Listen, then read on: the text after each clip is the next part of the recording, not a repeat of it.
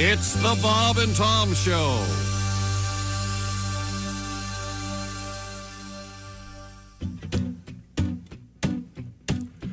Cut that pumpkin face. The family fun activity we all embrace. When the leaves are leaving and the moon's blood red, I got to stab me some pumpkin head. The blade's as sharp as it can be to perform a pumpkin headectomy.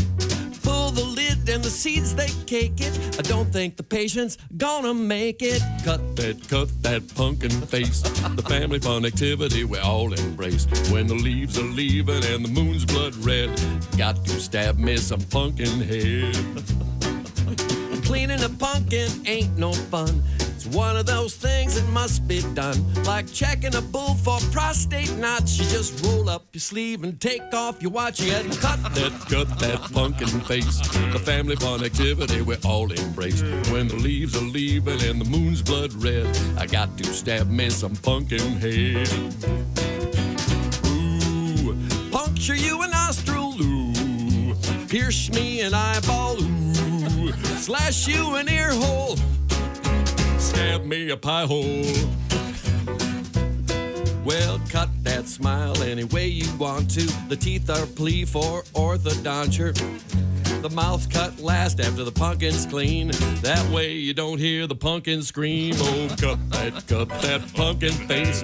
The family fun activity we all embrace. When the leaves are leaving and the moon's blood red, I got to stab me some pumpkin head.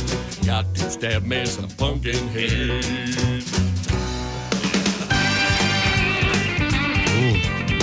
That one always spooks me out. If you've ever seen the movie Pumpkinhead, you know he's not one to be trifled with. Oh. It's the Bob and Tom Show. Whoa. During spooky season, we're live from the O'Reilly Auto Parts Studios. Christy Lee at the Silac Insurance Company news desk. Hello. Looking like a student at Hogwarts today. Yep.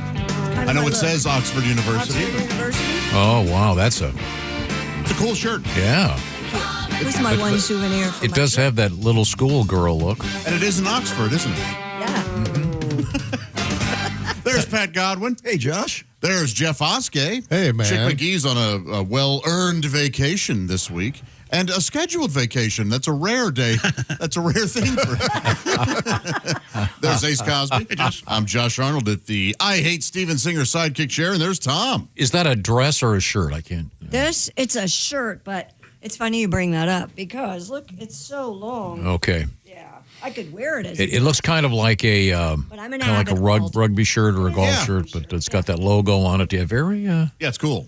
Yeah, very nice, very nice. Christy, back from a recent trip to the UK. Uh-huh. We have some interesting news coming from the UK today. By the way, as we live broadcast this, you may run into some problems this morning.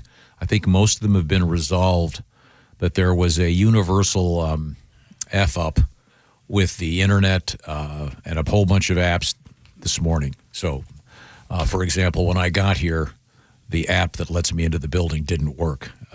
Oh, really? Yeah, nor did Pat's. We were here early. It's working now. Yeah, but there was the Associated Press feeds weren't coming. There was a whole bunch of stuff. The Starbucks feeds weren't working. A lot of stuff. But anyway. Oh, now we know. There we go. That's what it's about. But it's disaster. Well, no, I mean it's a serious news story. So, but I think they're mostly getting resolved. But a lot of different things weren't working that were dependent on the internet. So, if we're here, hello. If we're not here, well, then Sounds like the internet is a case of the Mondays. Half the internet down after Amazon cloud outage, leaving millions unable to use a lot of things. How about that? So there you go. But apparently, some of it's already back, some of it isn't. So that's what's happening. Okay. In case you were wondering, we have a lot to get to today. Got an unusual letter here. Pat, this is for you. For me? Yeah. It says, this comes to us from Taylor. I am from a very small town in northwestern Ohio. Over the weekend, I was driving past a park. I looked over and I could swear I saw Pat Godwin taking wedding photos. You did. Do you want, that's amazing that someone's. That is You want to give amazing. this? Can you tell this story? Are you Yeah, comfortable of course, telling yeah. this? My adopted daughter's wedding was over the weekend, and we had a celebration on Saturday. The wedding was on Friday. Went to courthouse. Saturday was a nice dinner and pictures in the park. Nice. In Van Wert, yeah. It was fun. Okay, cool. Well, that's one of your random That's great. How wild fans is that? spotted you. That is cool. Now, if you want to spot Pat this coming weekend, I don't think there'll be a wedding, but I do think that on Saturday evening, Pat will be at Mason City Limits in Mason City, Illinois, at the Mason City Limits Comedy Club. That's this Saturday. Yeah, there'll be a marriage of music and comedy. Indeed. Oh, really? There will be. Oh, who else is coming? I set myself up for that. While I'm at it, Patty G is going to be in Green Bay at the Meyer Theater with Greg Hahn, oh dear God, and Dave Dyer. That'll be a great show. That's coming up November 1st, the Saturday, the day after Halloween, of course. A few other shows coming up for Patty G. We'll get to those, by the way, including one in Ohio, in Youngstown at the famous Funny Farm, Friday and Saturday, November 21st and 22nd. So The road dog is barking again, huh? Yeah, I'm moving, so I got to pay those moving bills. Did you happen to see the picture Pat posted of him and his son over the weekend? I actually, where Pat is being dwarfed? Yeah. There's no way. yeah, DNA test. That's the first thing I said. One of my family's that tall. He's gigantic. Last time Compared to you, the last time I saw looks him, like though, a giant. he was not that tall. No. A year ago, he wasn't that tall, yeah. Yeah, well, that happened to me when I was, let's see, when I turned 16, I was 5'3". When I turned 17, I was 6 feet. Wow. Yeah, and then one of my cousin Mark went from being like 5'3" to 6'4" when he went away to school and came back. I remember the doorbell rang. I opened it up and I went, "Oh dear God, who's that?" It's Frank and Mark. Well, Jimmy's cousin is a year older, and he's 6'4". So. Well, there you Oh, go. wow. Okay. So you got to find out who this guy is that's supplying all this sperm for your family. What's going on? Also, Jimmy has a great head of hair. Beautiful head of hair, yeah. His mother's color, too, like a Wow. mousy brown. So, again, annoying chocolate. Yeah. we keep DNA Annoying tests. chocolate? We keep DNA tests here in the building. We're trying to keep everyone else in the staff from reproducing. If you want to reach us, we love reading your letters, especially first thing. We can be reached, Bob and Tom, at bobandtom.com. Coming up, we have tons of news, some unusual news in the world of marijuana. I'll just give you kind of a précis of the story. Police in a certain spot asked for volunteers to smoke weed they're trying to come up. I guess they've never come up with a proper test for when they pull people over. I know they were trying some stuff in Canada. I don't know. Maybe there's some cops out there that know, but they're trying to come up with an impairment training thing. And so they asked for marijuana volunteers. We'll find out what happened. I think you can guess. Now, we've been talking a lot about posters lately on the show. I am a big fan. We have posters all over this building, much to the dismay of Chick and many others. But we all talked about the posters we had in our rooms, especially when we were younger. Because as you become an adult, and if you're heterosexual and there's a woman in your life, she will immediately take all your posters down and put up whatever that generic stuff is they see in magazines. But posters are cool. But I forget, we decided when you're 30, you have to frame them. You can't just stick them up there. But when you're a teenager, we all had cool stuff in our. What was the one in your room, Christy? I had the men's USA gymnastics team on my wall. Short men, for the most part. Well, yeah, I guess. I mean, you guess. Muscular, A lot of sweaty. them. Those There gymnasts some are all taller tiny. gymnasts. Not all of them. Well, The men. okay. They're But on a poster. Yeah. Kind of hard to tell how tall they are, right? They're just, Well, no, but I'm saying in general. Have you ever met a gymnast? They're all miniature people. Well, they are. It's a matter of physics. I don't need to go into it. It'd be too complicated for you guys to understand. According to Anita, I love that name. Anita. Anita Dick. Sorry, Anita. I Man. I mean, come on. The Anita punchlines are in. all right. Anita writes, for the last time, Anita writes, me and my older sister had to share a room. She had a poster of Parker Stevenson and Sean Cassidy. Parker Stevenson. Oh, Yeah. the Hardy Boys. Well, he was cute back then. Sure. Is he not? Is he no longer a handsome I man? don't know. I haven't seen him in a while. Is he still Sean. He's got to be doing something. Good actor, decent guy, really handsome kid. He goes, Oh, wow, he does look good. we would practice kissing on them. Oh, that's so cute. My sister got really mad because I kissed the lips off of Parker. She, to this day, does not let me live it down. Boy. Parker's, I was wrong. Anita Dild. Anita? Parker's 73. He looks good. Yeah, well, but Harrison Ford look, the gray hair. did you have Bobby Sherman I had or any Bobby of those Sherman, teen? I had Davy Jones. My sister had Barry Manilow. I'll never forget that. Well, no wonder that paid off. Yeah. Even the poster didn't kiss back. Yeah. We lived in a trailer with that nice fake paneling, so you couldn't. My mother was very Picky? yeah. You didn't use the double stick tape? Yeah, because it would rip the paneling off the wall. Well, I'm very handy, and I actually, my room, I paneled it in walnut paneling on 2 walls, and the other 2 real burlap, natural whatever you call it, like the wheat colored burlap. You want to live in the woods? What the hell? I had an amazing taste even then. And No, he wanted to live in a ski lodge. but I could pin stuff to the burlap. So I had lots of posters. Yeah, that's cool. Jefferson Airplane, the Beatles, cool stuff. I wasn't cool. I was a kid. But I mean, we all were. I wish I had some of those posters. The Beatles one was a Life magazine cover in Spanish. Los Beatles. I get that on eBay. Yeah, I'll look. Los Beatles. I looked for that Jefferson Airplane one. I couldn't find it. Oh, really? I did find the Phi Zappa Crappa, though, as I pointed out. I'm trying to find someone that'll sell it to me for less than $42. I'm not going to go. Yeah? That's too much for the for you. post. Yeah, it is. Now, coming up, what have you got in the world of sports over there? Of interest? Oh, lots of stuff.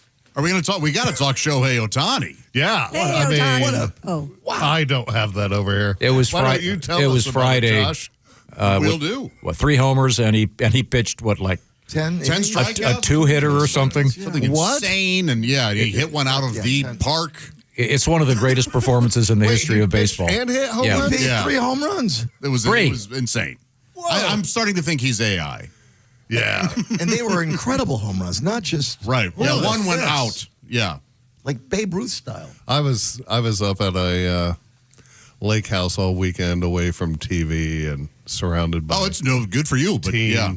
Surrounded by teens. Make this clear. Wait a minute. Now, boy. you weren't. It wasn't like some bizarre okay, orgy. You're right.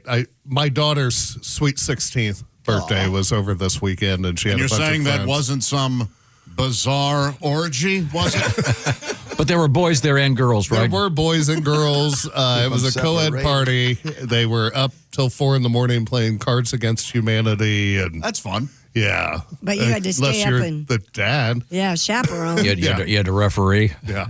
I'm like, you ain't gonna. I'm gonna stay up till you're all in the rooms you're supposed to be in. Oh, boy. I ain't going to bed early. And Nice try. what'd you have? The boys upstairs, the girls downstairs. Girls upstairs, boys downstairs. I slept on the stairs. Okay, good. So, yeah. We got that down. Well, it was a fun weekend for sports. We'll get to some of that. And Prize Picks is making this sports season even more fun. That's right. On Prize Picks, whether you're a football fan or a basketball fan, it always feels good to be right.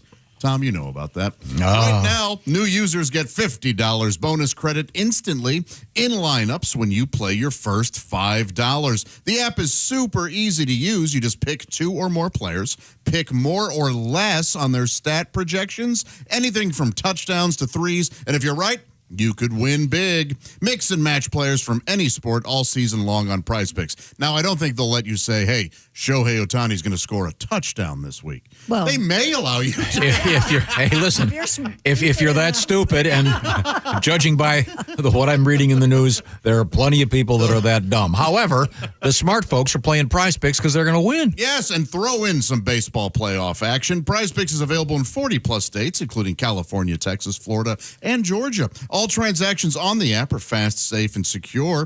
Download the PrizePicks app today and use code TOM to get $50 bonus credit in lineups after you play your first $5 lineup. That's code TOM to get $50 bonus credit in lineups after you play your first $5 lineup. PrizePicks, it's good to be right. Must be present in certain states. Visit prizepicks.com for restrictions and details. Have some fun out there. Well, thank you very much. Coming up, comedian Dave Dugan will be joining us in the studio. We've got some music coming out of Patty G as he gets ready for his visit to Mason City, Illinois. Saturday only, one show.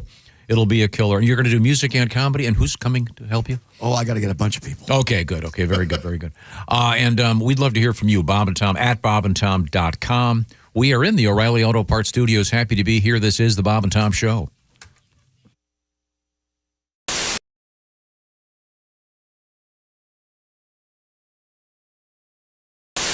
Padres 2-1, bottom of the seventh. Why'd it stop? Are you watching check local baseball listings. right Hang now? on, I've got to put my. Not check local listings. That's the game. That's the Major League the Baseball status of the opening game in Seoul, South Korea. And if you listen to a rebroadcast of the show, that information is very, I see. I'm sorry. Yeah, reality. you've thrown me into a tizzy. I'm listening to a podcast. I don't know what day it is. They just said the Dodgers, the Padres were playing. How am I supposed to figure this out? I'll explain time zones to you later, Gilligan. Oh, God, you're an idiot. Yesterday, Podcasts can be... Go on. just podcasts. Yeah, you're broadcast. Yesterday, you were talking about S&H green stamps. We're right at the end. Writes Jack. Hog off? I was watching a rerun of Hollywood Squares. One of the prizes they offered in the secret square was 1 million S&H green stamps. Whoa. Valued at $2,500. When did this happen? I'll get you a jacket. God, I hope they were already in the books. Could you imagine? I'm confused, though. Did you say that these S&H green stamps now they're worth $2,500? That's what you said, right? No, it At the said... time, they I have no concept of time or where I am on the planet. You have to talk slow. I rely on my radio show to inform me where I am and what day it is. The great thing about my mom's bridge club was she would make delicious desserts for the ladies. She didn't have the Brock's Bridge mix? That was always my favorite. No, she'd make apple pie. She'd make apple tarts. Oh, she was amazing, yeah. I forgot about Bridge Mix. Oh, yeah. My grandmother used to have that. Man. Bridge Did you mix. ever bang any of your mom's friends in the bridge club? Come on, man. You know you Fess did. up. No. Did you know at least you think did. about him while you were learning about Who was the yourself? oldest woman you slept Can I with? write down the joke I wanted to? Hang on a second. Who is age? Hey, Just no, the age. just- A gentleman never discussed Oldest such. woman you slept with. Or how many years older was she? Then you. Was it an old whore? Just get flat out. I want to apologize to the members of my mom's bridge club if any of them are still I alive. didn't say they were. I didn't say it was them. I said it was you probably employed a whore. That is completely false. Oh, So God. you never had sex with someone older? I never normally do this, but I would like to partake in one of your Excuse me. women of ill repute. If you don't mind. Excuse me. Who's the oldest? Do I Ruth, Venmo I someone? understand you're quite good. Do you have a Millicent on staff? Or Is there a QR code? No, I understand this is a cash only proposition. I just returned from the Does haberdasher. this include the tip? Or probably get a lot of tip jokes, I guess. If you want more than the tip in, it costs my extra. I get it. I know. I've been there. Did we get back to Bridge Club? It Okay, was a bridge whore. club. Well, I know it was. I could tell when I hit on something. You banged an old whore That is just not true. leave. when you were 18, 19. You learned about And love. she was 30. It's all lies. She kept saying, No, she was like 58. it was like Brighton Beach. Get over here and let mama hug you.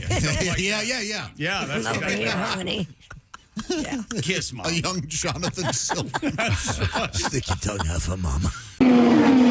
Race fans, it's May, and you're out at the track. You're hot and thirsty. If you don't get some relief quick, just like those Indy cars, your body's gonna overheat. That's why you need the cool, refreshing blast of body fuel. It's like an overhaul for your body in a 12-ounce can. Just one drink, and you'll be refueled and ready for anything your busy lifestyle demands.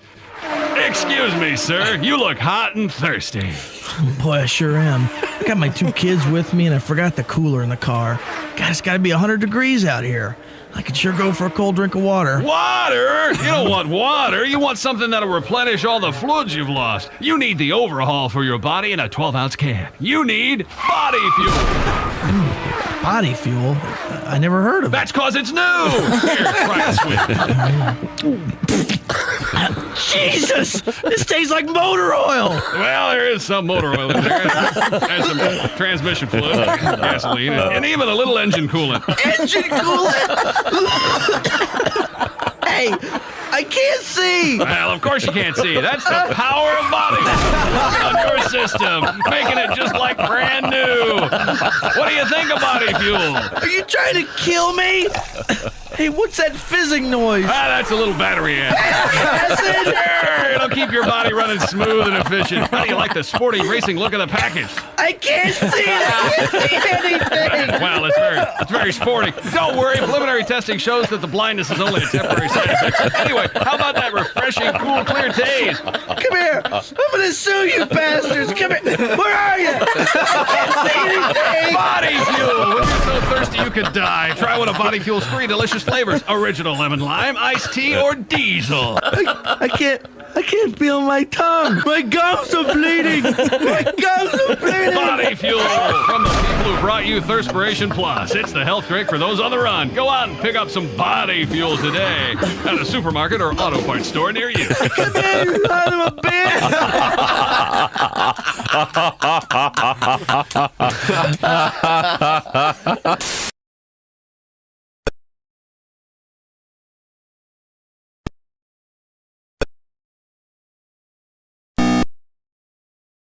Show live from the O'Reilly Auto Parts Studios. Christy Lee's at the Silac Insurance Company News Desk. Hi, Josh. There's Pat Godwin. Hey, Josh. Jeff Oskey sitting in over there at the Prize Pick Sports Desk. That's right. I'm Josh Arnold at the I Hate Steven Singer sidekick chair. Ace Cosby's there. Hey, Josh. And there's Tom. Hey, what's happening? We got a lot going on over here. Let's get into it. Did the letters, were they passed around the building, or do I have them Yeah, all? we've got some. Yeah, listener letters today. Go. What do you got? Brought to you by Omaha Steaks. Get fired up for fall grilling with Omaha Steaks. Visit omahasteaks.com for 50% off site-wide. You're going to get an extra $35 off. Use promo code BTS at checkout. No better present in the fall than having a nice case of steaks arrive at your house, ready to get going with them. But what have you got? You got a letter over there? Yes. Hello, foodie friends. We've been talking Uncrustables a little bit recently. There's a lawsuit. Smucker's isn't too happy with how Trader Joe's has made and packaged their, what should we call them, peanut butter and jelly paninis. Yeah. And you've tried them both? Yes, to me the flavor is quite different. Lacking. Yeah, the Trader Joe's taste exactly like you would think a Trader Joe's peanut butter and jelly would taste. Not as fake. And Okay. Preservatives are delicious. yeah. Come to find out. Yeah, the Smuckers people have nailed it. Now, if you're not familiar, the Uncrustable is a round PB&J that comes frozen, right? Absolutely, yes. Well, No, I'm doing this, Christy, you're rolling your eyes. Not everyone knows everything you know. I've already had people asking me. Oh, my God, did you just say that? I can't believe your tongue didn't jump out and run down the hall. No, you got to set this up for people. I had never heard of Uncrustables until last year when we had a story about the NFL. Which is shocking to me. No, it's You not. have children. Yeah, but I just they found out, ain't too. eating Uncrustables. well, That's true. They're not allowed to. Yeah, unless they can grow them in the backyard. Chemical free. grapevines. Yeah, grass fed. Are these free range Uncrustables? if I find out there's an Uncrustable bush out there, my gosh. You'll You'll become be a planting a farmer. lot of them. I will have a brown and purple thumb. Wait till you hear why I've got my hands are somewhat dirty right now. Well, we have to know. We have to find out now. what Yeah, do you got Yeah. to tell us now. You can't. What have you been planting? And why aren't they? About less than an hour ago, I was over at Willie's house, out front, Yeah. Okay. in the dark, Yeah. shoving 4 lights into the ground to light up his house. Not that it needed it, but I bought these. You've seen these things that are like on a foot-long stick, and they've got a solar panel on top. Yeah. And you shove them in the ground, and then they charge during the day, and then they give off light. Oh, you mean a solar light? Yes, but, okay, but like a garden. Does that work? with the sun? Not everybody has heard about what you've heard about. Oh, my bad. My bad.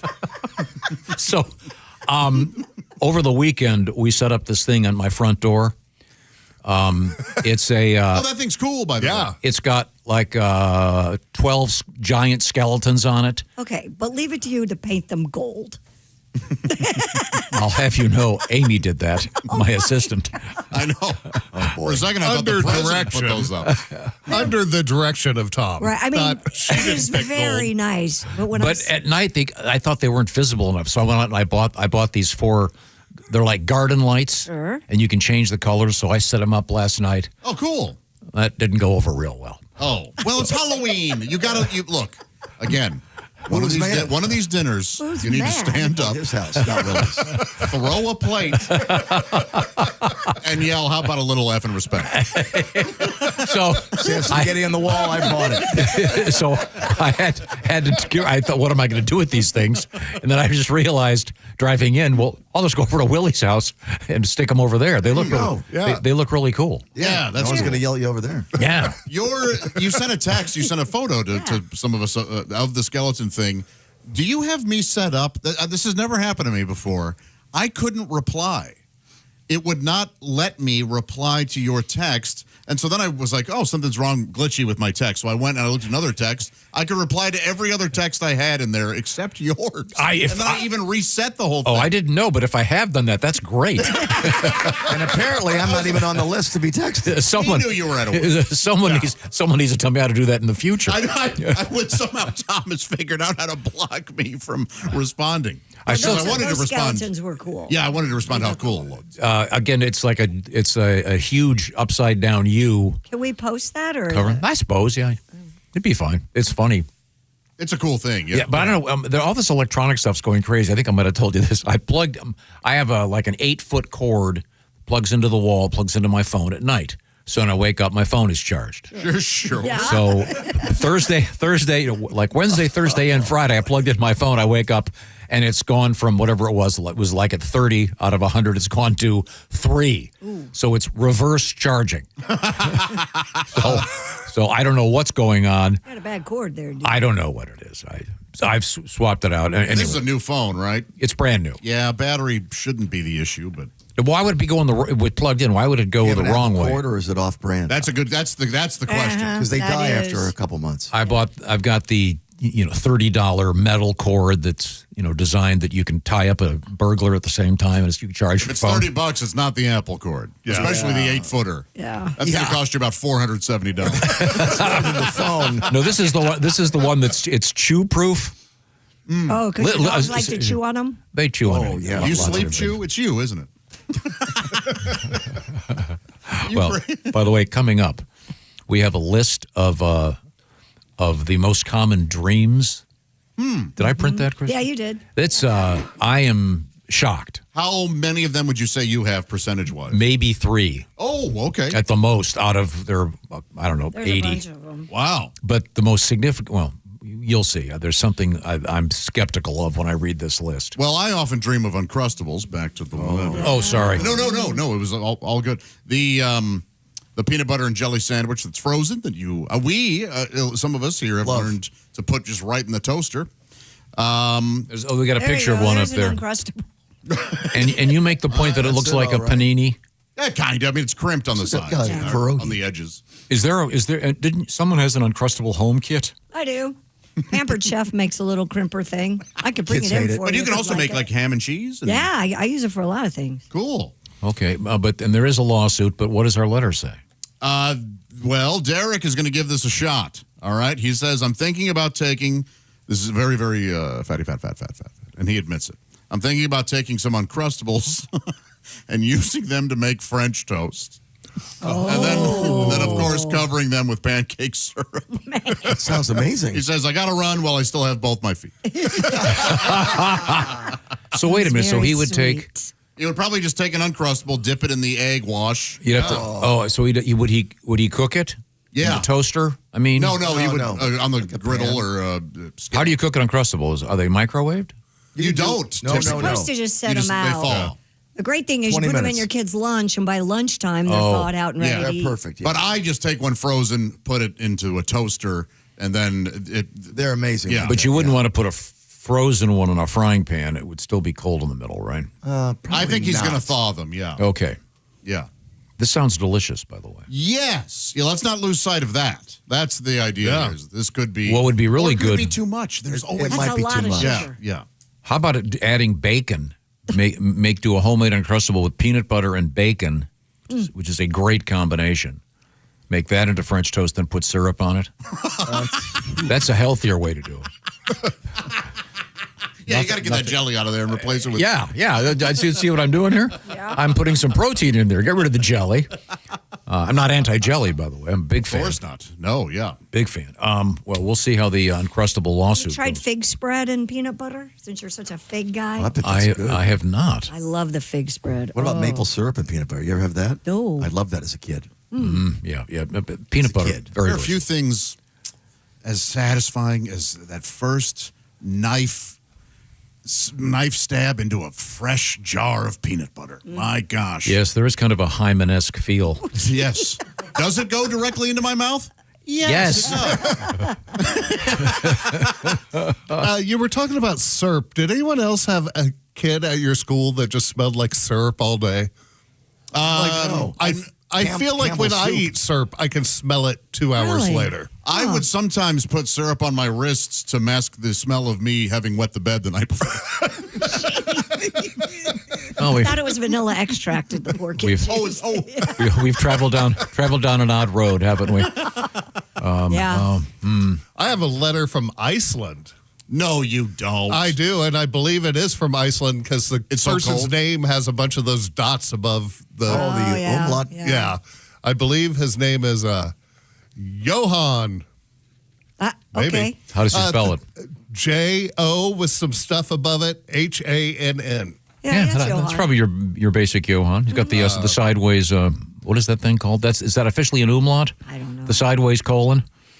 Or the sideways It's got colon. like an Sideways colon sounds like a sex move in prison. It's tighter that way. I call that lazy doggy, by the way. Lazy.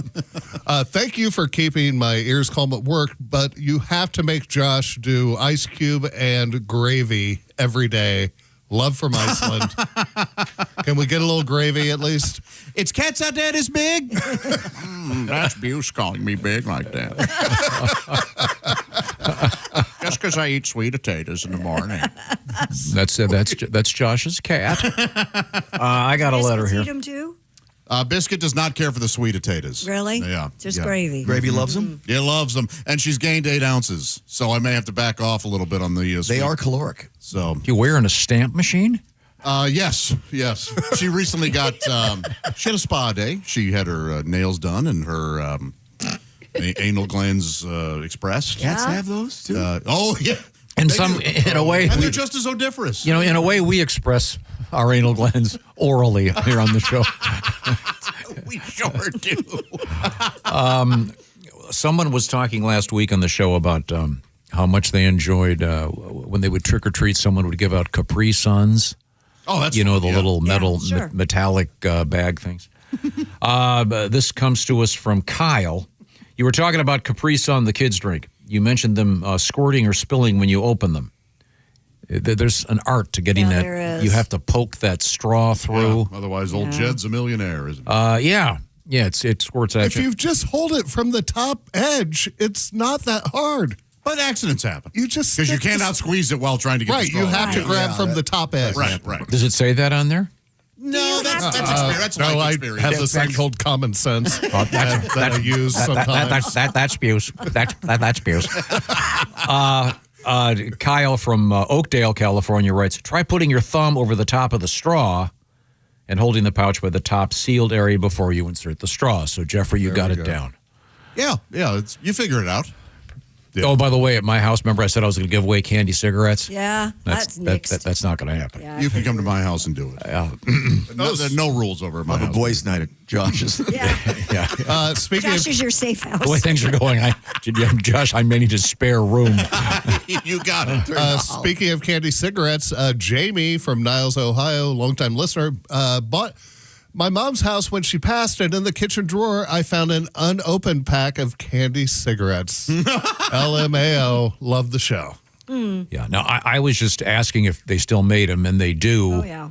And I think I can still pass out the wax mini bottles that look like Cokes that I loved when I was a kid. Because the only time I would ever get them, I don't even know where they sold them, but someone would always have them for trick or treating. And you'd bite off the top, and then, as I mentioned, they're full of sugar. I believe Enrico Fermi, while working on the bomb, developed a form of sugar that's actually sweeter than sugar. Yeah. Somehow, they're wonderful. Now, you guys said you'd swallow the wax. Yeah, I just chew it. I didn't Yeah, know not you swallow. You didn't know what I didn't know for the first time. Yeah. I hate They it. don't tell you you're not supposed to eat it, right? Yeah, I assumed you just ate it. Right. They suck. Apparently, it's good for the The digestive system? Yeah. Oh. Slides right through. Yeah. Yeah, it's wax. That's right. Who's got a letter before we take a break? Anybody else? You got one, Christy? No, I don't. Okay, then I guess I'll have to read this one. Please. Dear Bob and Tom Show, I'd like you to know that. I can't read that one. Sorry. What the hell happened? Never mind. This one I love when that happens. This one I'm going to save because it is. First of all, it's from Corpus Christi, Texas. Oh. This involves the military, and the term we've been talking about a little bit on the air recently. Sing about it, won't you? Mr. Fister! Oh! Mr. Fister! What is going on over there? I have no idea. The term fister or? The term fister is legitimately used in the American Armed Forces. For what? Well, I'm going to have to tell you in a minute. Okay. Because the clock is a-ticking. And Christy Lee is going to be taking a test right now. Sorry, Christy. That's okay. I'm ready. We've been talking a lot about something called an annuity. What are annuities? Well, it's a way to keep getting paid when you retire. And there are a lot of questions about it. I never even heard of them. And then I was hearing about them from the Silac Insurance Company, so I thought we would do the Christy Lee three questions from our audience. These are also found in the Silac Insurance Company's FAQ, Frequently Asked Questions, log. It says, Dear Christy Lee, I want to browse and read about all the Silac annuity options. What is the Silac address, the Silac website, etc.? Oh, that's an easy one. It's silacins.com. That's Silac, SILACINS.com. I think about question 2. I love the idea of getting a staggering 20% bonus by going from a 401k to a Silac annuity. Where do I learn about that? Oh, that's easy too. All you have to do is go to silacins.com and then click on the Bob and Tom logo, and it'll give you all the information. Okay, very good. Dear Christy Lee, would it be too much to ask if you could read the Silac disclaimer? Be happy to. Premium bonus may vary by annuity product. Premium band and surrender charge period selected and may be subject to a premium bonus recapture. Some products with bonuses may offer lower growth rates or caps. Consult your financial advisor. Terms and conditions apply. See silacins.com/disclosures. When we come back, we're going to find out about Mr. Fister! Oh! Mr. Fister! Mr. Fister from the O'Reilly Auto Parts Studios. This is the Bob and Tom Show. Thanks for listening to the Bob and Tom Show this morning. Catch any part of the show you missed later today on our YouTube channel.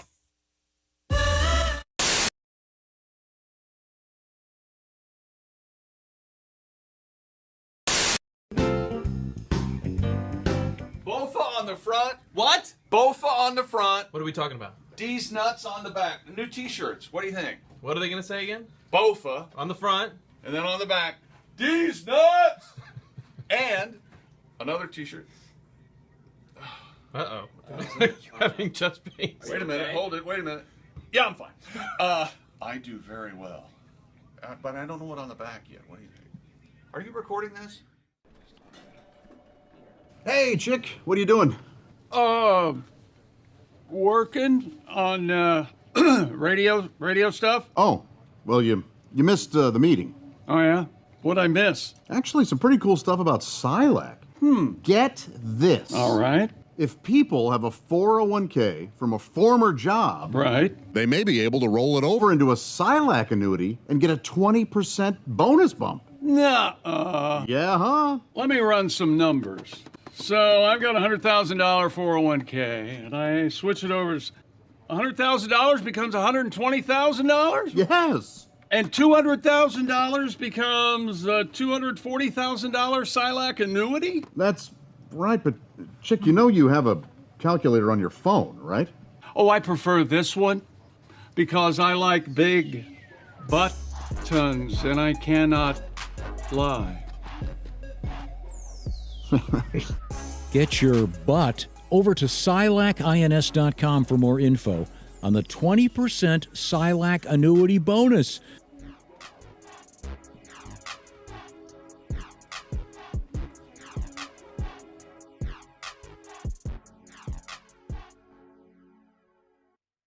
Hi, he's Bob. I'm Bob. And he's Tom. And I'm Tom. To conquer and win, we're gonna be in the Super Bowl game.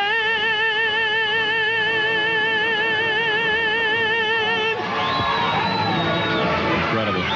Ladies and gentlemen, Q95 with Luciano Gaspacho in praise of the Indianapolis Colts. In a great praise. Phenomenal. Here's to a big Super Bowl win this next year. We hope that you get to sing the national anthem at the Indy 500 next year, Luciano. Big a star like me, how are they going to refuse? Bob, a lot of celebrities were in town for the Indianapolis 500, which of course took place yesterday, including a guy from the National Association of Broadcasters who has honored us by stopping by our show this morning. Of course, I'm talking about Mr. Ralph Bonorama. Hey, guys. I just want to let you know that I really respect what you're doing here. I think it's a shame that more kids can't watch your show. Oh, it's on radio. Well, never mind, man. I may wonder about the Hoosier Dome, they call it. Now, when the Colts moved here, they were considering changing their names to the Trojans. Then we were going to rename this place the Condome. This guy walks into a psychiatrist. Yeah. He says, I feel like I'm a dog. Really? Yeah. The psychiatrist says, how long have you felt this way? He says, ever since I was a puppy. All right, it's a Helium Monday, so we should do this properly. Okay. You ready to sing along with it? Mm-hmm. Oh, that feels good. Here we go. Ba-doom, ba-doom, bum, ba-doom, bum, bum, ba-doom. It's Helium Monday. That's right. The high point of your week's arrived. Oh, yeah. It's Helium Monday with Bob and Tom. That's us, Bob and Tom.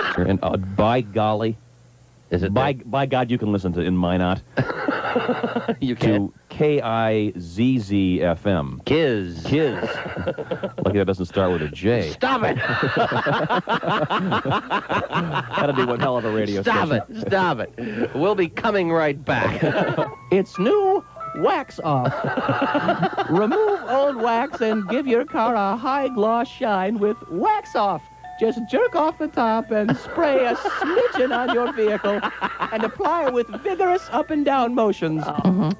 Dr. Ruth, he kept undressing me with his eyes. Dr. Ruth, can I get pregnant when a man undresses me with his eyes? Only if he's cockeyed.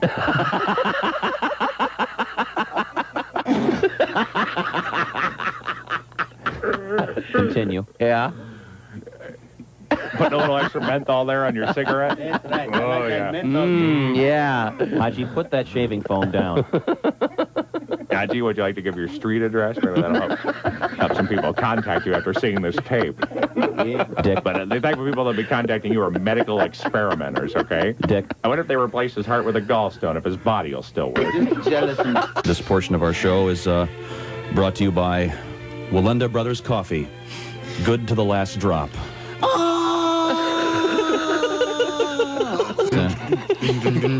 New law firm in the news today. Really? Yeah, 3 famous attorneys have formed a new law firm. Oh, really? Who are they? Gary Hart, Ted Kennedy, and Richard Nixon. What's it called? It's called Dickum, Dunkum, and Cheatham. I wish you wouldn't make fun of Gary Hart anymore. Why? The guy, I mean, he was 6 inches away of becoming president. You know what I mean? Keep it in your pants, Jimmy. Get on your knees and pray. And when you get a Woody, when you get home to Teddy Hooray. What are we talking about? Woody Hayes. Of course. So why do they have one of the main thoroughfares for people in that city? Why don't they build a little a tunnel or a bridge? Hey, what a great idea! Guy from USAC goes, golly, Earl, that might be a pretty good idea. Hey guys, my dad has a new album out called Under the Bed, and it would really help a lot if you were to check that out, so I can go to college. Please.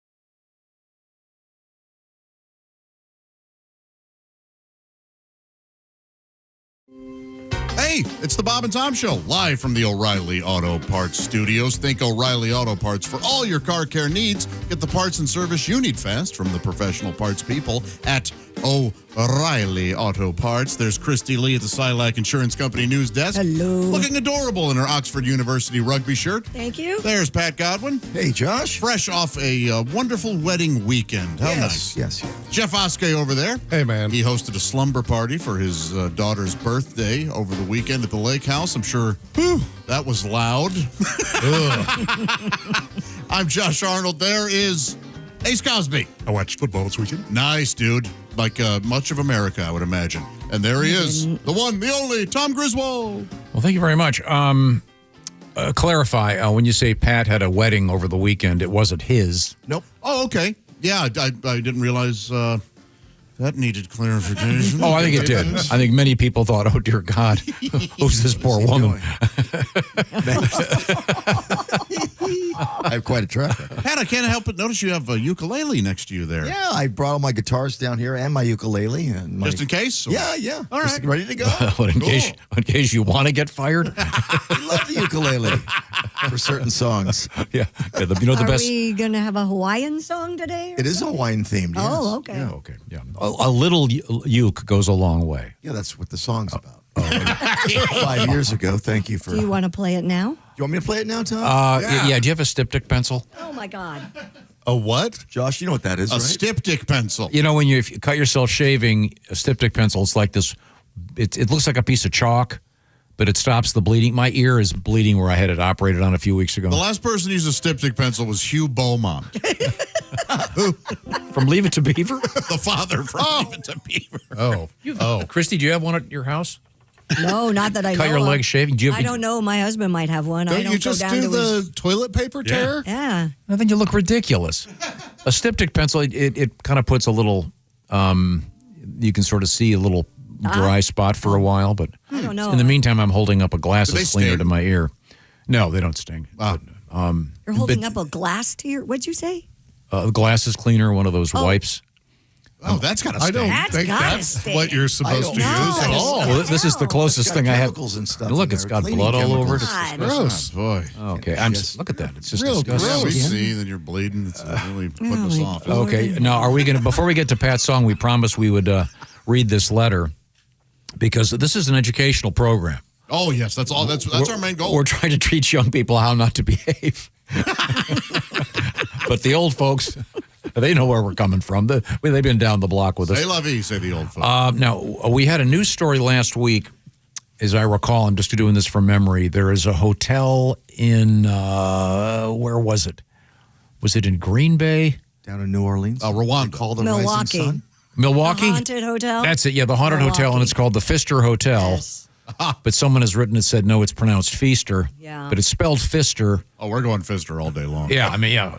Boy, Pfister all day Yes. long, that's a movie. Jeez. That is, you talk about a styptic pencil. Thank goodness for that intermission. Huh? You need more than a styptic pencil to stop that kind of bleeding. Let's see. This comes to us from JB in Corpus Christi, Texas. He goes, Pfister is the nickname for a U.S. Army 13F Joint Fire Support Specialist. They are forward observers who serve as the eyes and ears of artillery, mortars, and close air support, coordinating indirect fire and targeting enemy positions. In other words, these guys and ladies they're up front. This is super dangerous. Are they called? I wonder if they're called that because they're the first. I mean, they get in there, they penetrate that area. You know what I'm saying? But it's all, he goes, they're also known as fisters because they're members of Fire Support Team, FST. There you go. But again, I mean, you'd have to have super balls or whatever the ladies have in that category to do that because you make the wrong call. Oops. I forgot we were going with meters. Incoming. So they're known as fisters. Okay. And that's why we, in their honor, will play this. Mr. Fister. Oh, Mr. Fister. Well, we're gonna have to make a Mrs. Fister too. Yeah, I'm sure that happens. All the men and women. Yeah. Now, is Mrs. Fister the fister or the fistee? Depends. Well, yeah. If what you're Fister into. suggests that's the Fister, right? It's not Mrs. Fisty. Mrs. Fisty sounds like we do a bit the called sequel to Mrs. Doubtfire. Yeah, Fisty Lee. No. That sounds like an advert. We're getting a very strong no. He entered me fistily. That will not be a Hallmark movie. Please save us, Pat. Play something. No, is your I got a ukulele in Waikiki. My wife says I play it too frequently. On the beach, in the room, all she has to say is a little ukulele goes a long, long way. But a little ukulele is fun to play. I pick it up each and every day.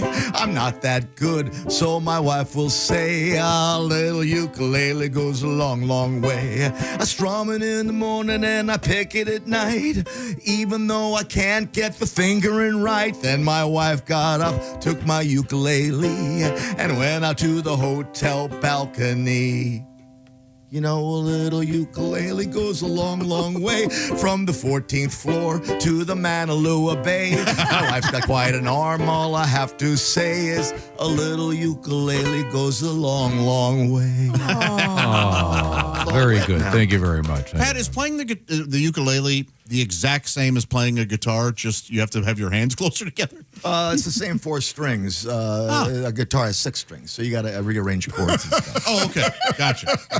I was just curious. It's a fair No one question. else wondered? And it's a different tuning. It's up a little higher. Yeah. All right. But it's the same. So thing. no. Yeah, not even close. Yeah. Not even close. So the fingering is different. So we've gone from fisting to fingering. The truth is, it's very close. It is.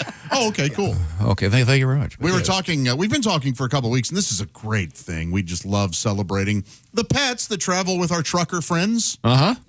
We've seen some great photos and heard some great stories, all kinds of pets, not just dogs and cats, but lizards and snakes and all these things. Well, this gentleman, or woman, it doesn't say, writes in, says, I travel with 6 min pins all the time over the road. And they sent a picture in of these 6 miniature pinchers. I love those guys. Oh, my goodness. Who live in the cab of that truck. They're so cute. Wait a minute. Hilarious. Wait a minute. Is that one a puppy? That little teeny one? Well, they're all just min pins. No, but the one on the left on the bottom is half the size of the rest of them. That's like a min pin. It is. Maybe just the runt. Yeah, those at least the ones I've always encountered were really friendly and fun. Normally, I don't like those singularly. Is that how you say that word? Yeah. But 6 together, adorable. Yes. I love it. Yeah. Yes. I'm on board. Very cute. My friend PJ, not PJ our guy, but PJ the cop, has, I forget now if he's got 6 or 7 Chihuahuas. Oh, they're great. But I think it's the same principle. When you've got 6 you get of enough them, yeah, it makes it fun. Yeah, it's like miniature clowns. You know what I mean? One clown scary and weird, 6 little guy clowns. Yeah, hilarious. Fun. Yeah. You know what you call a group of mini pins? No, what? A duck pin. Are you guys familiar with that? No. Like duck pin bowling? I know where what duck pin bowling is. Since they're miniature pins. That's a Simon and Garfunkel moment. The sounds of silence. Some of these are going to go over your head. Yeah. Some of these are apparently far too clever. Yes. The mongrels that inhabit the studio. Thank you very much. We'd love to. Fister jokes. Who's joking? Thank you. You think that's a joke, buddy? Yeah, you don't joke around about fisting. Oh, here we go. That's the first rule of Fist Club. This comes to us from Coach. Coach writes, any of you ever get into the frozen candy bar thing? I remember when frozen Snickers were a big thing. That's I was around McGee's. 10. I broke my teeth trying to take a bite. Totally not worth it. No, it's Yeah, that chick is into those. so delicious. Thank you. From the Louisville Swim and Dive program. Okay, well, thank you, Coach. We certainly appreciate it. Are they paying? You can't just say that without them paying. The Paying. Louisville Swim and Dive program now owes us like $20. We'll donate it to the cause. Coming up, we have, if you want to volunteer to smoke pot for the cops, it's happening out there. Plus, we have other delightful things in the news, including flying cars and live jazz, not for people, and stone tools in the news. We may have been used by one of our relatives millions of years ago. We're going to find out about that. Also, comedian Dave Dugan from the O'Reilly Auto Parts Studios. This is the Bob and Tom Show. This is the Bob and Tom Show. Reach us toll free at 1-888-BOB-TOM-1 or at bobandtom.com. This is the Bob and Tom Show.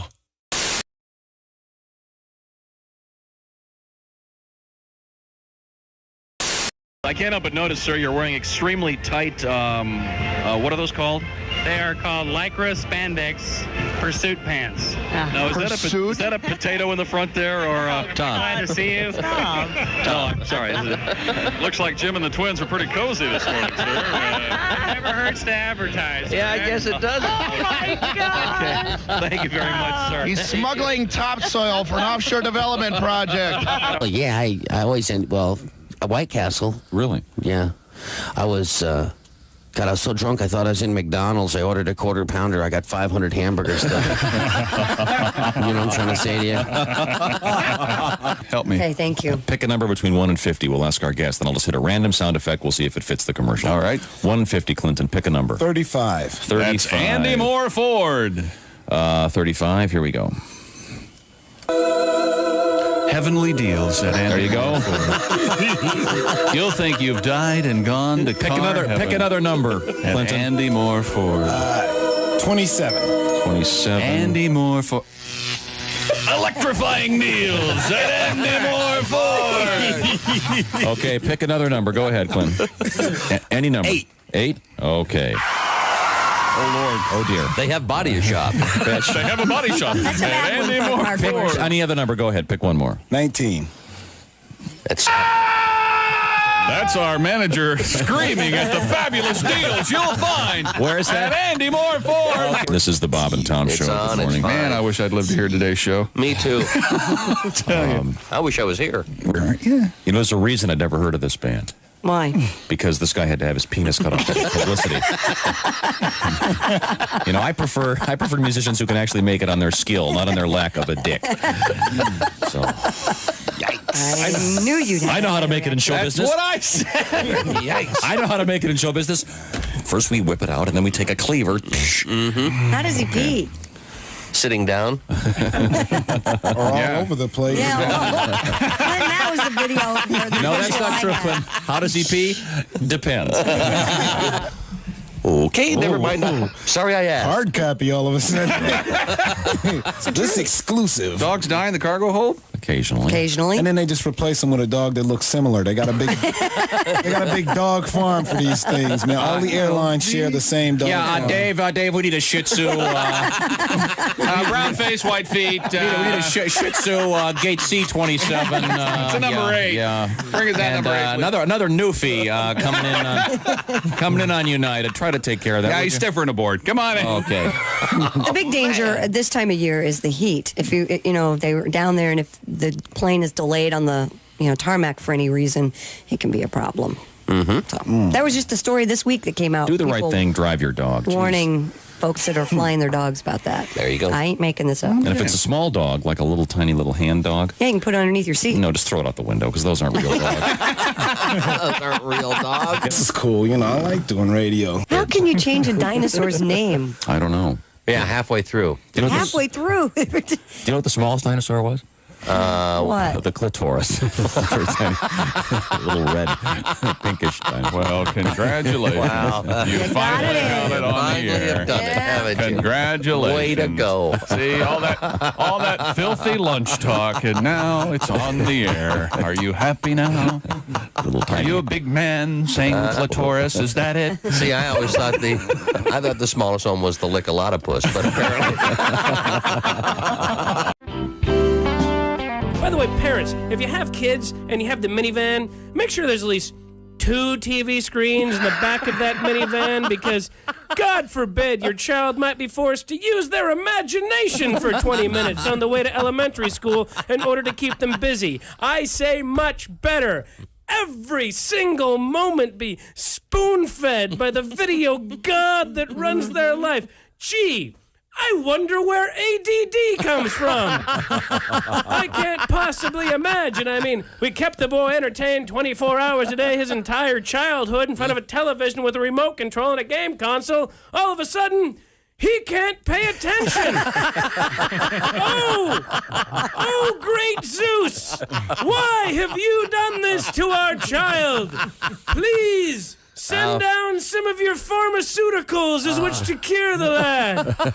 Otherwise, we might be forced to spend time with him, and frankly, he's kind of an idiot. And while you're at it, send me something for my fibromyalgia and chronic fatigue syndrome and myriad of other ailments the medical community has convinced me that I have, because as an American, if I don't feel good 24 hours a day, well, there must be a pill I can pop into my face and change my brain chemistry to constantly feel better. Or maybe, and I'm just spitballing here, oh great one, maybe you're not supposed to feel good all the time. Maybe it's supposed to be a struggle to get out of bed every once in a while, and in doing that is how you become a better person. When you hurdle that part of your life, then you just create this incredible sense of entitlement, which is what I complain about the rest of the world having. And maybe this ADD thing is kind of overblown. Maybe it's supposed to be harder to read something than it is to watch it on TV, and we have these big, fat, drug-addicted kids that are basically embracing all the worst parts of Elvis Presley.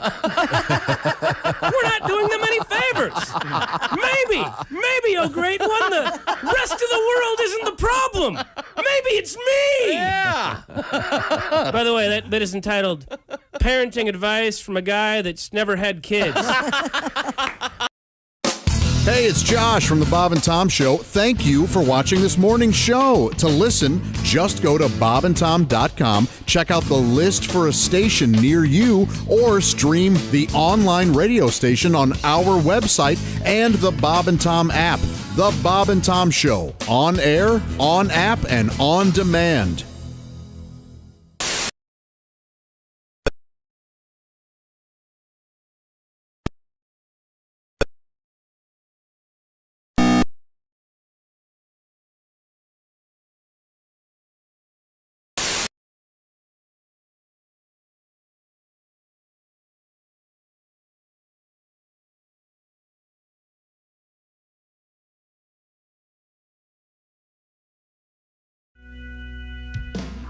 Hey, it's the Bob and Tom Show, live from the O'Reilly Auto Parts Studios.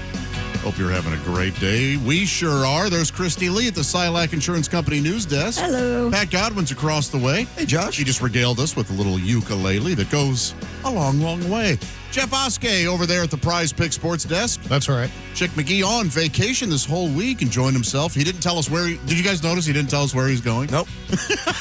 He legitimately would not tell us. So wherever you are, Chickster, hope you're living it up. There's Ace Cosby. Hey. I'm Josh Arnold at the I Hate Steven Singer sidekick chair, and there's Tom. I love the phrase "living it up." Living it up, man. Isn't that great? I'm living it up. Now we have a bunch of stuff to get to. We did post pictures of my front door, in which the full-size skeletons are dangling from a special apparatus that was installed. And you can see there's a close-up of one of the skeletons. They're very scary. Very. And they are painted gold. It looks cool. Yeah. Looks like something that'd be on, like, Alice Cooper's door. Yeah. And I'd like to. One of my neighbors has what must be a 60-foot tall skeleton in their yard. I've seen the ones that they're coming halfway out of the ground. Right. Yeah. Those are pretty funny, but this is a full skeleton. Oh, yeah. All the way to the feet. Oh, yeah. It's gigantic. Right. Yeah. I have a question. What do you do with that when Halloween's over? They come apart. Oh, really? Yeah. Yeah, a lot of them come apart. You just store them. Well, that's got to be a nightmare. It must be a little bit. I would never be able to figure it out. There'd be like a foot coming out of his arm. You don't know where an arm and a foot go? Come on. No, but I mean, I all those pieces, and no, that would be. Your neighbors have people. Yeah, no joke. They probably have storage lots. They don't have. Good to know. I don't know where I'm going to put all these guys. Your What people guys? will figure it out. Oh, those little skeletons? Little? They're not little. These are full-size skeletons. What do you think? Look at my door. okay. Are they My door stuck isn't together? 3 feet. No, they're separately. They're okay. They're hanging there through the magic of Was their it your grip. idea to paint them gold? No, I had nothing to do with any of this. Oh, really? Nothing to do with any of it? Well, I may have pitched in a little bit with some ideas that were rejected. How do your girls like them? Oh, they love them. Yeah, cool. Yeah. Would you spray paint them? Yeah, they're spray painted. I have an idea for next year. What's that? One of them, you make it so that you can speak through its mouth. So that, welcome. Are you ready for trick or treating? Oh, that's nice. Have a guy there. And roast the Have a guy there. It'll be you. Yeah, it'll be you inside, and you can just. What do we got here? Look what we got. Nice shoes. I don't know if they still have it, but at Disney World, the thing with the fish. What's that? Is it? Oh yeah, they have a Nemo one. They used to have like a Bug's Life one. They're great. Yeah, the one for Nemo. Turtle. There's a turtle. There's the Nemo that acts. You can ask questions. Yes. And it's. I mean, I don't want It's to. a live person. Well, no, it's a live turtle. Well, sure. Yeah. You're exactly right. Yeah, that's really cool. That's really fun. But that would be fun instead of having some AI thing. You just have someone hiding somewhere. The kid comes up. Hello. Are you a pirate or a ghost? Yeah, but it's Tom, so he'd be going, Batman, more like Fat Man. This kid needs to lay off the chunkies. Yeah. You give this kid a carrot. We have more letters. Hello from Australia. Today must be International Letter Day. Must be. It is. We already had Iceland. Let's see. This is from Craig. Oh, wait a minute. Craig must be a cousin of yours, Josh. His last name is Arnold. Hi, Craig. I miss you, cuz. He goes, I too am half fat. Oh. No, I'm not being mean here. He wrote that. You want to? Sure. Yeah, it's kind of a. Back in the day when you were a little stockier. I'm still stocky, but no, my legs are that of a thin man. Gorgeous Of a thin legs. Right, Very Christy? nice. Oh, his ankles are to die for. You're not Russell Thank you. Crowe. You're not Russell Crowe. Man. I don't know that I'm Russell Crowe fat. How big has he gotten? Oh, 220? Oh, no. Oh, I'm way No. Russell Crowe's bigger than I'm Russell I was Crowe joking. fat. I know he's big. Russell, last picture I saw of him, he was huge. Let's see now. He goes, toilet water still spinning counterclockwise here. Okay. My trees in my yard are full of chlamydia-ridden koalas. Oh, sure. All the Australian tropes. Oh, now you guys were talking about tappers and inserters in reference to paying for things. Okay, now. The cards. Yeah, and over the weekend I was at a coffee place, and my card, one of my cards, will not work on about half the machines or more. When you go to tap it, or when I go to anytime? tap it. Okay. And the lady said, yeah, that particular type of card doesn't work on this very often. So you have to insert. Now, are you a tapper or an inserter? I'm very much an inserter. Yeah. Yeah. Do you get a certain kick out of inserting? I do. Sir, please just leave the card in. Don't slide it in and out repeatedly. You've been approved for 10 minutes. Stop inserting. Josh writes for Josh. Craig in Australia writes, my question for Josh is, are you a thorough and generous inserter? I am. He goes, my guess is yes. I do my best to bottom out. I want to feel that. Do you like that baby doll every time you put it in? No, I say, you like that, don't you? I don't ask. Yeah. I tell them that. Now, Pat, I understand recently you were doing it and the readout said, is it in yet? Yeah, well, I am Irish. Maybe short, okay. but it's thin. He goes, P.S. I'll bet Tom is a rapid and selfish tapper. Actually, no, I don't. I always insert because it just doesn't work often enough. Yeah, It's one of those metal cards. Yeah. And instead, I have one. I want to. I hate that thing. And I asked for plastic when I got my new one, and they still sent me a metal one. Apparently, you can get a plastic one. Yeah, you have to ask. But you have to give up your metal one for the duration of the delivery. How do you shred those? How do you get rid of a metal one? You send it back. Oh, right? you do? I don't know because I didn't get one. Yeah, well, I got a metal again. Okay. That's what I'm saying. How do you get rid of those? Can't cut them up, can you? I don't know. I'm sure you can get a Sawzall. Yeah, just a acetylene torch. Yeah, just try not to. Don't hold it in your hand. You don't want to. Don't want to slice off your wrist. You can reach us, Bob and Tom at bobandtom.com. We'd love to hear from you. What posters did you have on your walls when you were a kid? Oh, I have one. Did you kiss away Parker Stevenson's lips, like we learned earlier? No, but Susan from the Indianapolis Lafayette area says, I had Mark Spitz in a swimsuit and 9 gold medals. I remember that. That's poster. a very famous. That was hot. That was. I'm with you, Susan. That was hot. That was also very hot in the gay community. I imagine so. Well, he was wearing a little Speedo. Yeah. And that comes from Mark himself. He was in here. Right. Very nice guy. And he was kissing you, and he said, I'm very big in the gay community. Oh, yeah, we mentioned this earlier. There was a big internet outage overnight. This guy is in. Yes. Jerry writes, our facility's been down for 4 hours. So I guess that whatever it was is coming. It's making a comeback now. Yeah, it is. It was an Amazon outage. Don't call it a comeback. Okay. Tom, did you ever practice kissing? There you That's go. exactly it, yeah. That's it. That was 2% body fat. Oh my gosh, that guy has my dad's current mustache. Oh, really? Oh yeah, my dad still has that mustache. That was photo is hilarious. Yeah, that's a very gay mustache look, though. That was that was very 70s gay. Village people. I don't think Mark Spitz was gay in this. No, but I'm saying that particular look. All right. Very. You may as well have gone by Mark Swallows. Yeah. I do know someone whose last name legitimately is Swallows. I'm totally With the S at the end? Yeah. I'm sorry, you were asking me something?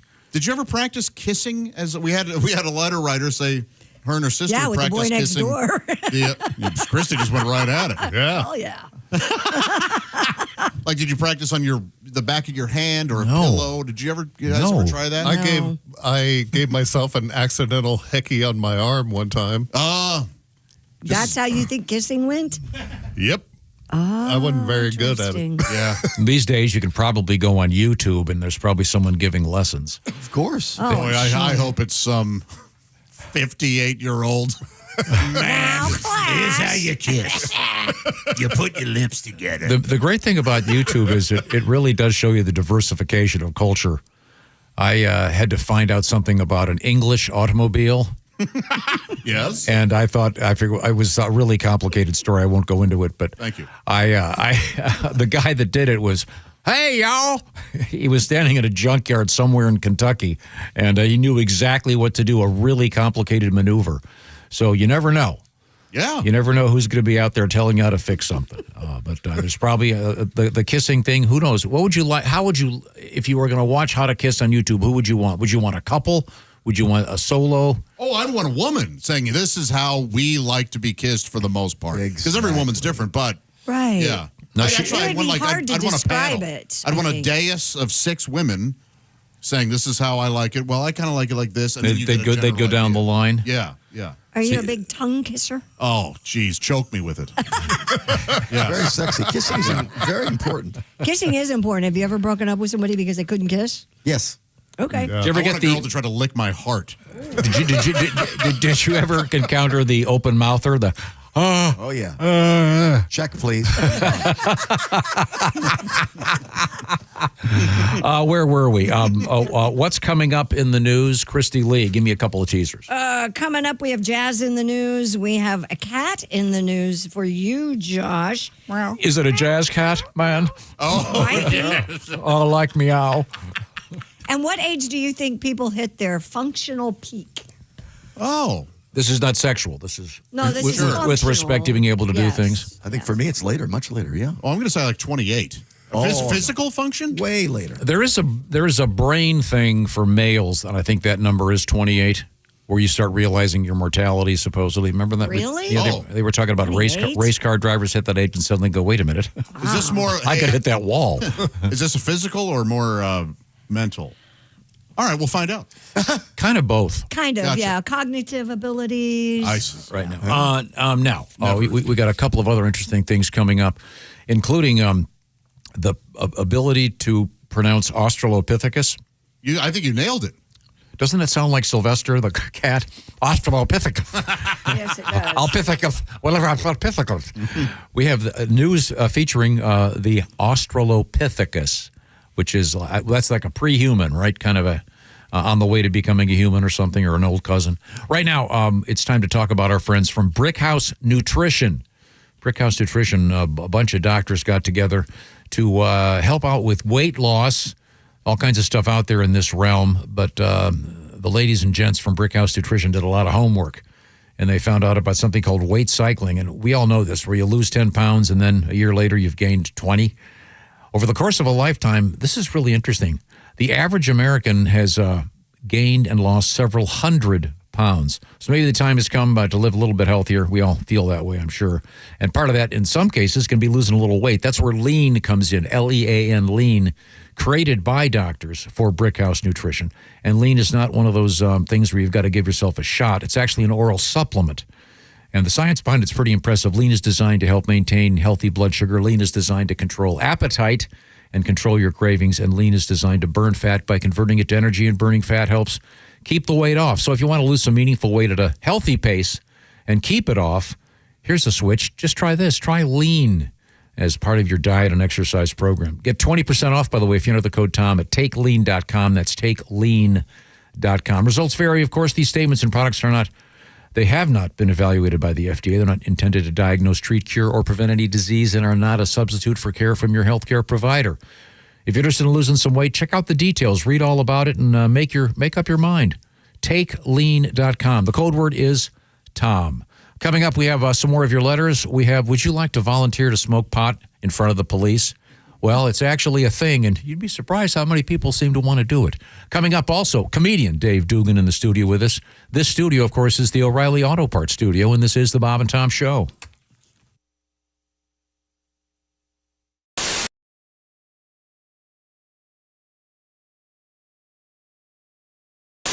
That's nice. That's so nice. We got another song for you, baby. Well, we'd love to hear one more. What have you got for us? Baby, you know this one. It's my song about your britches. One, two, three.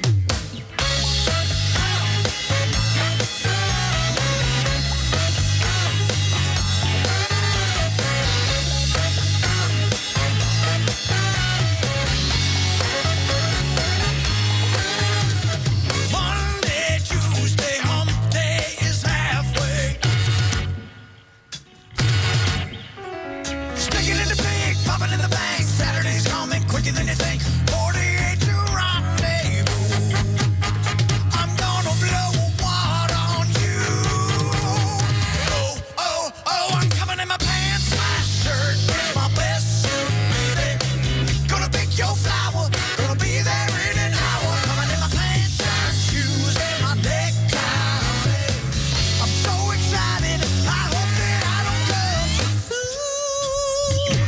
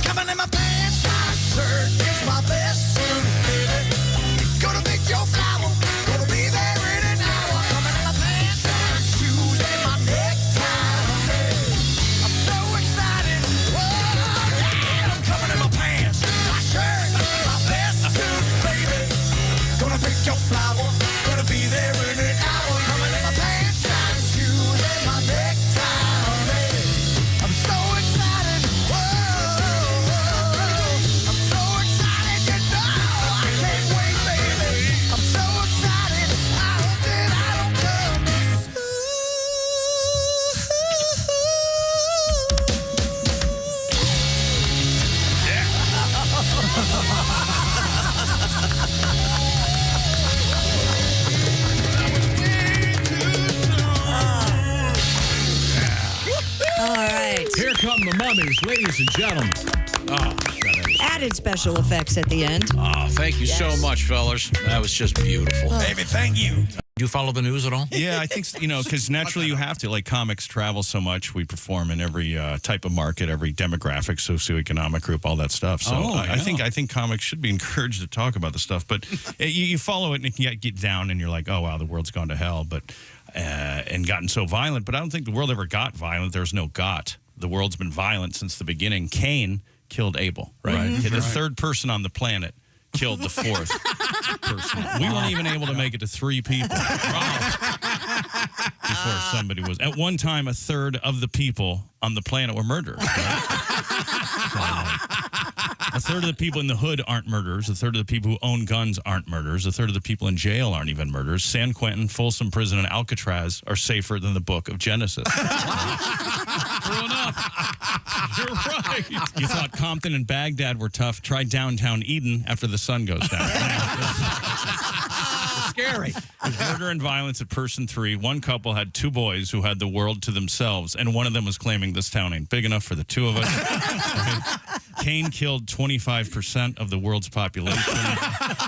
That's more than Stalin, Hitler, Idi Amin, Pol Pot, King Herod, Genghis Khan, Manifest Destiny, typhoid, cancer, AIDS, cooties, all combined, right? Right. Cain killed a third of the people he knew. He knew 3 people. He killed one of them. If you knew Cain, you had a 66 and 2/3% chance of survival. There's no such thing as the good old days. There was no perfect time to be alive. There was like one good day. It was half a day. Adam and Eve were naked alone in an oasis. Yep. Lunchtime came. People got hungry. Apples were eaten. Boom, Detroit. Bravo.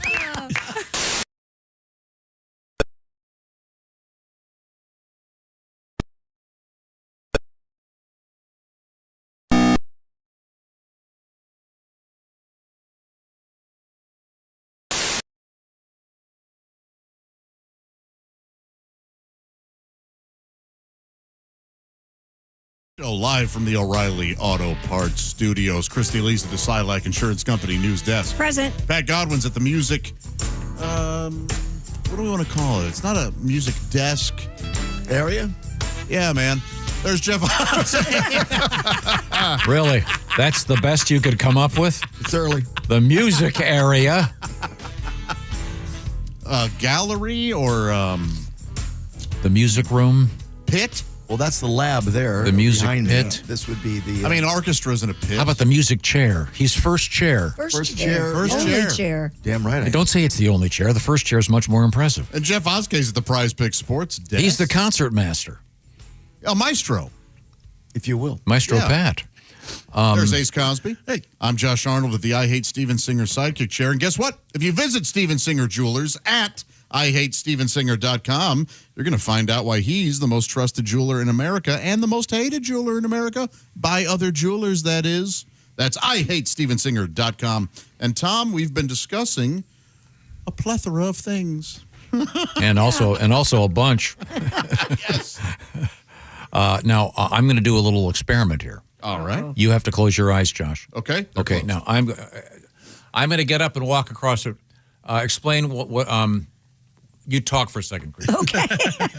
Tom's getting up out of his chair, and he's walking toward Josh, and he's going to put 2 things in front of Josh. Okay, they're not hot or cold. It won't hurt. Put 2 things in your hands. Okay. Oh, all right. Okay. Now, wait. He's got 2 small items in his hands. Are they both hairy? Okay. Now, they're both made of plastic. Now, don't open your eyes. Okay. Okay. Now, I want you to tell me what they are. They feel like, is my mic on? Yes. Yeah. Okay. It's weird. You can't see. You can hear. You're currently fake blind, but not deaf. You idiot. I'm one of the rare cases where when one of my senses goes away, so do the others. They seem to be small bottles, like sort of the size and shape of an eyedropper bottle. Now, which one is the eye drops? Well, I'm going to guess the one in my right hand because the screw lid is not all that complicated, whereas the one in my very good left hand feels more like either like an is Afrin the thing you put in your nose? Yeah, that's a it good feels kind guess. of like that, or like glue because it's a much more complicated lid. You are exactly right. All right, but I think I can open my eyes? you can open your eyes. The one on the left is super glue or crazy glue, whatever it's called. What does it say on it? Yeah, the old Gorilla super glue. And then the one on the right is what, Visine or something? Clear eyes. And they're both open and seeping. But So now your fingers are glued to the bottle. So I'm surprised that the federal government hasn't forced at least the glue people to put Braille on here saying these are not eye drops. Oh, I see what you're saying. If you were blind and put that stuff in your... no kidding. Well, if in you're your eyes, you might not be able to see. Can you imagine that? If you're blind? Oh, my goodness. Have you ever seen a man's premise just fizzle away? He had the look on his face. In his own, it's like he... Boy, if you're blind, it would cause a lot of issues. The reason I did this, during the break, I was looking for the crazy glue to glue the top of my ear, which is bleeding. Okay. And then I pulled out the Visine or whatever that stuff is, the clear eyes. But you can see there's a problem there. Yeah. But thankfully, they're well labeled. So if you were blind and your kid wasn't, and you went to put drops in his eyes, how would you? You would miss every time. you feel around for the Dad, nose. you hit the This is a great premise. This should be. You should Great, add. you just shot him up my nose.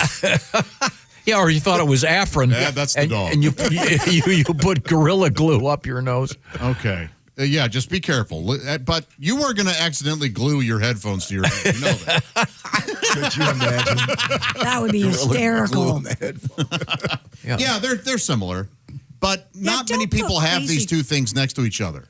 Yeah, Tom, that's the thing. Don't put crazy glue on your ear. You will glue your headphones to your head. What the hell are you thinking? Sorry. Why did I say anything? How funny would that be for 2 days? Because you'd rip it off. Oh, no. Well, thank you very much. You're welcome. Just proving my point. Where were we? Are we still reading letters? I have a letter from a Division I hockey play-by-play guy. It says, we broadcast the road games in a media live stream. Recently, the team which I cover, the head coach was having a heated conversation with the referee. My Keller commentator guy asked me, Brian, are you a lip reader? Immediately, it pops in my mind, I believe the coach is telling the ref to go to Fuddruckers. I did not say that on air, but for obvious reasons, but thanks for triggering that clip in my mind. Oh, that's a classic. That's John a classic. Campanera? Yeah. John Campanera, I know he was recently on one of the ships working. Yeah, he still is, yeah. He's a great stand-up. That is a famous piece. I think do I have that up here? I thought you did. Let's see. I've got the Jetsons theme. Well, why wouldn't you? It's a fine piece of work. I don't know. I don't see it up there. It's up there, he's saying. Chris is shaking his head, yes. Okay, I see Mr. Fister. I see... on the list. See the Jetsons theme. While Tom's looking for that, I have another super glue in my ears. I have another letter. Jeff Oskey, this person felt they needed to help me out. Last week, I had a choose your own punchline on the failed to mention. Oh, yeah. I love that. I like that. My new favorite. It says their idea is, we talked last week about a woman who eats 10 sheets of paper a day. What you failed to mention is she has no problem taking a sheet. Okay. You're welcome. So that's that person's contribution. Your man, Austin. Oh, thank you very much, That Austin. would have fit in just fine with everything we were. Paper does have a lot of flavor. Yeah, okay. We're having a technical issue of some sort. Technically, you're not good at this. Come in here. No. If I walk over there, am I going to find it? Yeah, you'll find it. Oh, there it is. Okay. See? No, there was something else there, but it's there now. Okay, here we go. John, take it away. Joining us in the interview loft, comedian John Campanera. John's a great stand-up comedian, a veteran of the world of stand-up comedy. Started in Chicago. Mm-hmm. Now, Bob grew up in Los Angeles. Vin Scully was my man. Vin Scully. Is that something that you did? Vin Scully is funny because he's one of these announcers that loves to read lips. Yeah. And he thinks he knows what they're saying on the field. Wait a minute, here comes Tracy out of the dugout. He's in the umpire's face. It appears he wants to take the ump to Fuddruckers after the game. Young says he doesn't like Fuddruckers, says to go to Fuddruckers yourself. Tracy says you got to try the ground chuck you. Young says chuck you too and tosses him out of the game. Well, how do you like that? You offer somebody dinner and they throw you out of the game. You know what makes me laugh is Skip Carey, Harry's son. He does the Atlanta Brave games. Sure. I listen to this guy when I can't sleep. He's like Sominex. He's like, Chipper Jones takes one on the outside, 3-1 on Chipper Jones. Don't forget all week long, we got the best of the Duke right here on TBS. John Williams right here on TBS. There's a long fly ball. Looks like that's out of here. And don't forget to tune in Tuesday. We got the best of Charles Bronson right here on TBS. Death Wish 1 through 25 right here on TBS. I guess that was the game winner. Everybody seems to be shaking hands and patting each other. Tune in Wednesday when the Cubs come to face the Braves right here on TBS. I love that. And you know, Harry's going, I can't believe that's my son. He's got no personality. What the hell is he talking about? You know, Harry would get excited over the dumbest stuff. Hey! Check out the kid in the sombrero. That's a good-looking youngster, huh? You'd be like, what the hell is that? A little bit of John Campanera. Going back a ways. Skip and Harry both gone now. But Fuddruckers still out there. There's a few left. Few, very few. I always enjoyed it. Yeah, that was fun. Good time. Was that the place that had the signs, no photography? Yep. I never saw that, but you insist. I've seen it, yeah. Is it like a TGI Fridays? Like what? No, it was a burger bar. They had huge burgers. Put things together yourself. Huge salad bar where you could put all your burger all this toppings fresh on. stuff. It was great. Well, so they gave you the burger and bun and cheese. So why couldn't you take pictures? There was. I remember walking in. Set up unique, I guess. That super hostile. I thought that was. I that's why I hated the place. I mean, if you don't walk in and go no picture. Yeah, the one that I would always go to, I never saw that. I wonder what the hell's going on. Maybe it was just the one here, but I thought that's one in Orlando too. That's they had the. I mean, pretty big sign. Really, it's not welcoming. But they had a cheese sauce that I enjoyed because their fries were wedges. They were potato wedges. Oh, so the cheese sauce. No, thank you. No, not good. No, too much potato. As Bob would say, too much potato. That's right. Well, Bob maybe is have your own correct. opinions. That's perfect for No, steak fries. If I were the president, steak fries would be illegal. That'd be the first thing I'd sign off on. No steak fries? No, I hate steak fries. You're not getting my vote. Well, I don't care. I got everybody else's. Yeah, but a wedge is not a steak.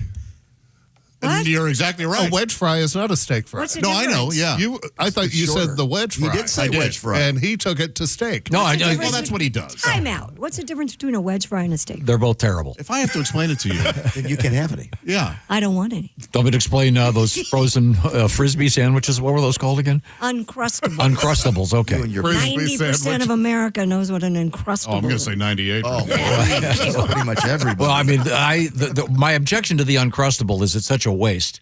Because they make all these sandwiches and they have to cut away the crust and they just heave them down some river, polluting it. You don't know. They may be feeding ducks across this great Huge land. pond in Ducks the back may of the love the Uncrustables You Uncrustable. guys know. There are ducks everywhere. Can you imagine the factory? You pull up and there are thousands of ducks. That's the Uncrustable place. They're throwing all the crusts out there.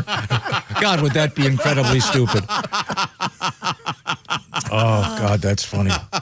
That actually leads to this letter, which is perfectly dumb. This is from Mr. Beeman. He writes, I'm going to have to dispute the listener who wrote saying that birds are not real. Okay. Every single morning, there are approximately 947 birds in my backyard, making enough noise to wake up the entire neighborhood. It's a shame that you can't shoot a shotgun within the city limits. Thank you. Thank you, Mr. Beeman.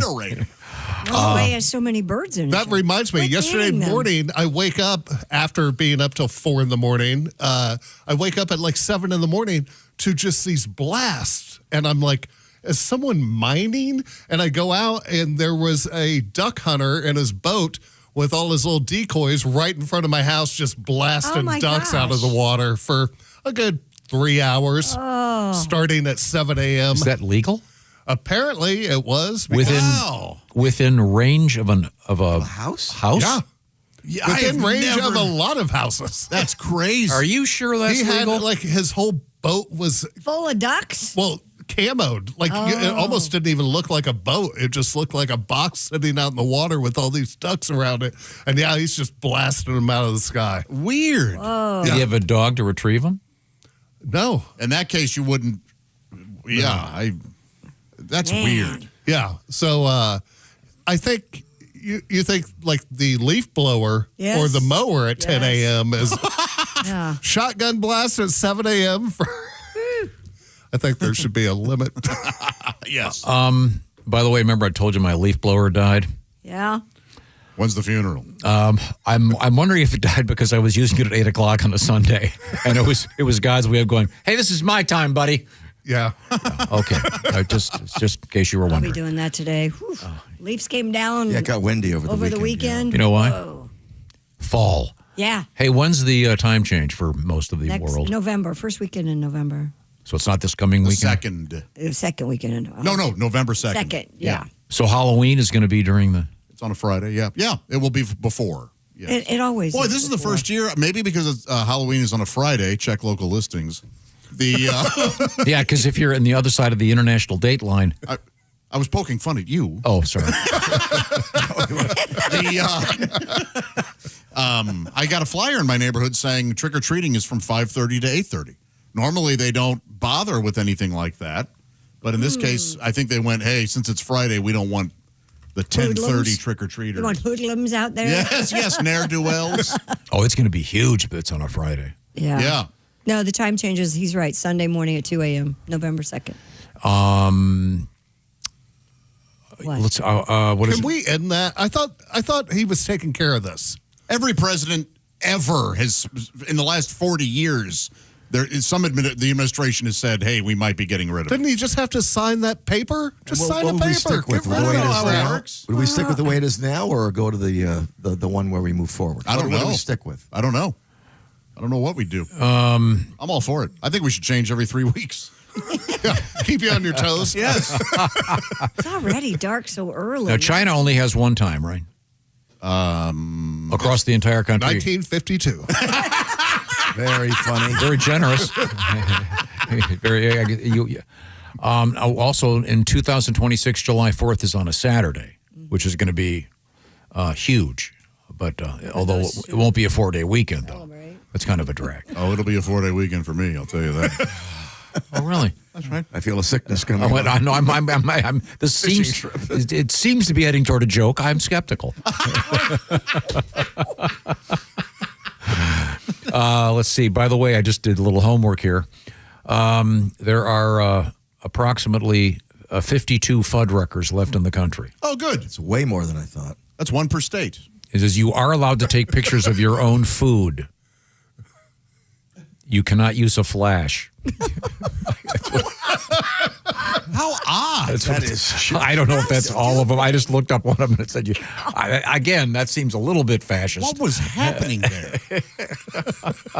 Man. Okay. Maybe mine had signs and I just never noticed. I was too focused on the burger that I was about to shove down my cheese and the wedges. Well, in today's world, everybody's taking pictures of their food. I don't get that. And if I remember correctly, there were 2 cheese sauces, one regular and one jalapeno. Oh, I would be all about that. And I would dunk my onion rings in it. Oh, man. I got to go to Fuddruckers. We'll have to find one for you. I'm sure there's one somewhere nearby. Now, coming up, we have marijuana news. We have some sporting news. And we have comedian Dave Dugan on the way. Check out a bunch of stuff going on at our website, bobandtom.com, especially starting after the Monday Nighters. You can enter our special contest to win that nice prize from Steven Singer Jewelers. It's a $500 e-gift card, and we do it every week based on your picks involving the NFL. We are in the O'Reilly Auto Parts Studios. This is the Bob and Tom Show. Thanks for listening. Portions of the show brought to you by Champion Windows. This is the Bob and Tom Show.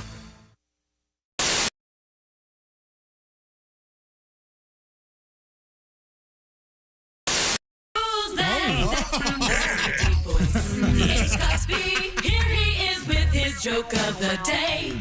What did the judge say when the skunk came into the courtroom? Oh! What did the judge say when the skunk came into the courtroom? Odor in the court. That'll be getting told in courts throughout the country. Odor in the court. Oh, man. Hey, chick, what are you doing? Working on radio stuff. Oh, well, you missed the meeting. Oh, yeah? What'd I miss? Actually, some pretty cool stuff about Silac. Get this. All right. If people have a 401k from a former job, right, they may be able to roll it over into a Silac annuity and get a 20% bonus bump. Nuh-uh. Yeah, huh? Let me run some numbers. So I've got a $100,000 401k, and I switch it over. $100,000 becomes $120,000? Yes. And $200,000 becomes a $240,000 Silac annuity? That's right, but chick, you know you have a calculator on your phone, right? Oh, I prefer this one because I like big buttons, and I cannot lie. Get your butt over to SilacINS.com for more info on the 20% Silac annuity bonus.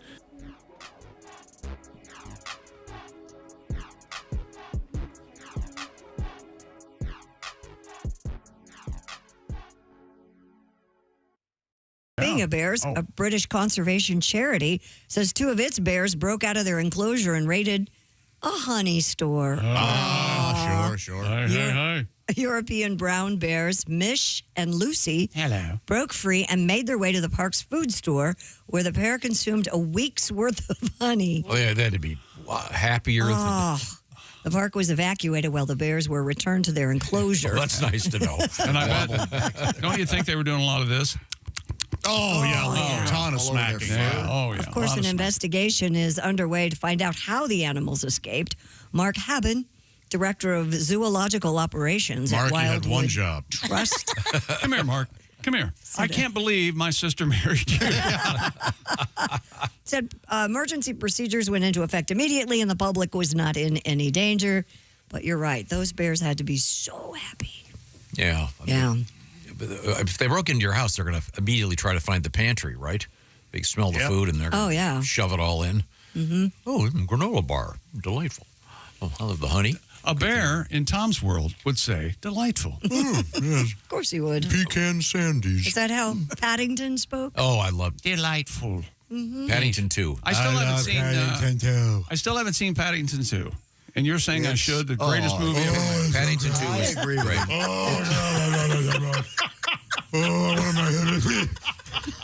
What exactly are you doing? Paddington 2. He is. He's doing the exaggerated movie critic. It's no.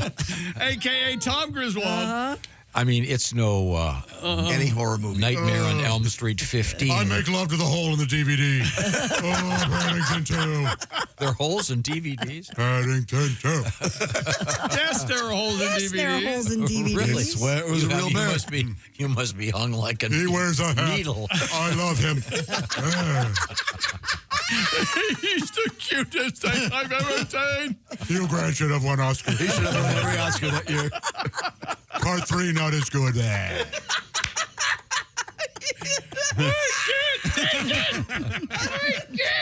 I didn't bring it up. Yes, you did. You always bring it up. Your Life is Paddington 2. It's a great movie. Have you ever seen it?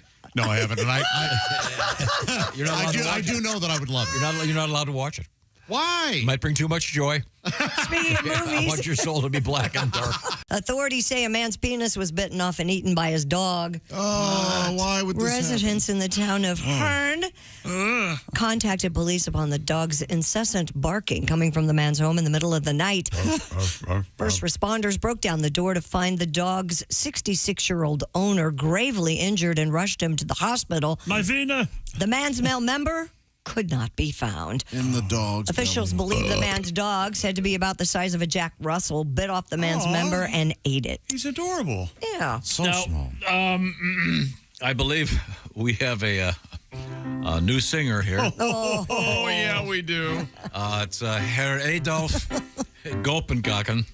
Gulpenkaken. Wait a minute. Adolf Gulpenkaken. Okay. German, yes. Once again, this is about the doggy eating the schlong of this poor man. His owner, yes. I don't think the German would say schlong. Well, that's more pre-1945. He thought it was an Oscar Mayer Wiener. That is why my doggy barked at me. He chomped on mein Wiener Pussenschachten. I've got nothing to hold on to when I pee. Thank you very much. Oh, thank you. I'm Sir Adolf Frankendicken. Here at the Bob and Tom Radio Laboratories, we've discovered that if you listen to the Bob and Tom radio show in the morning, you're going to be all right. However, if you don't listen, there could be some serious side effects, including general discomfort, memory loss, head spins, confusion, memory loss, itching. Bob and Tom Mornings on 104.7 WTUE. Confusion, itching, bloating, crap!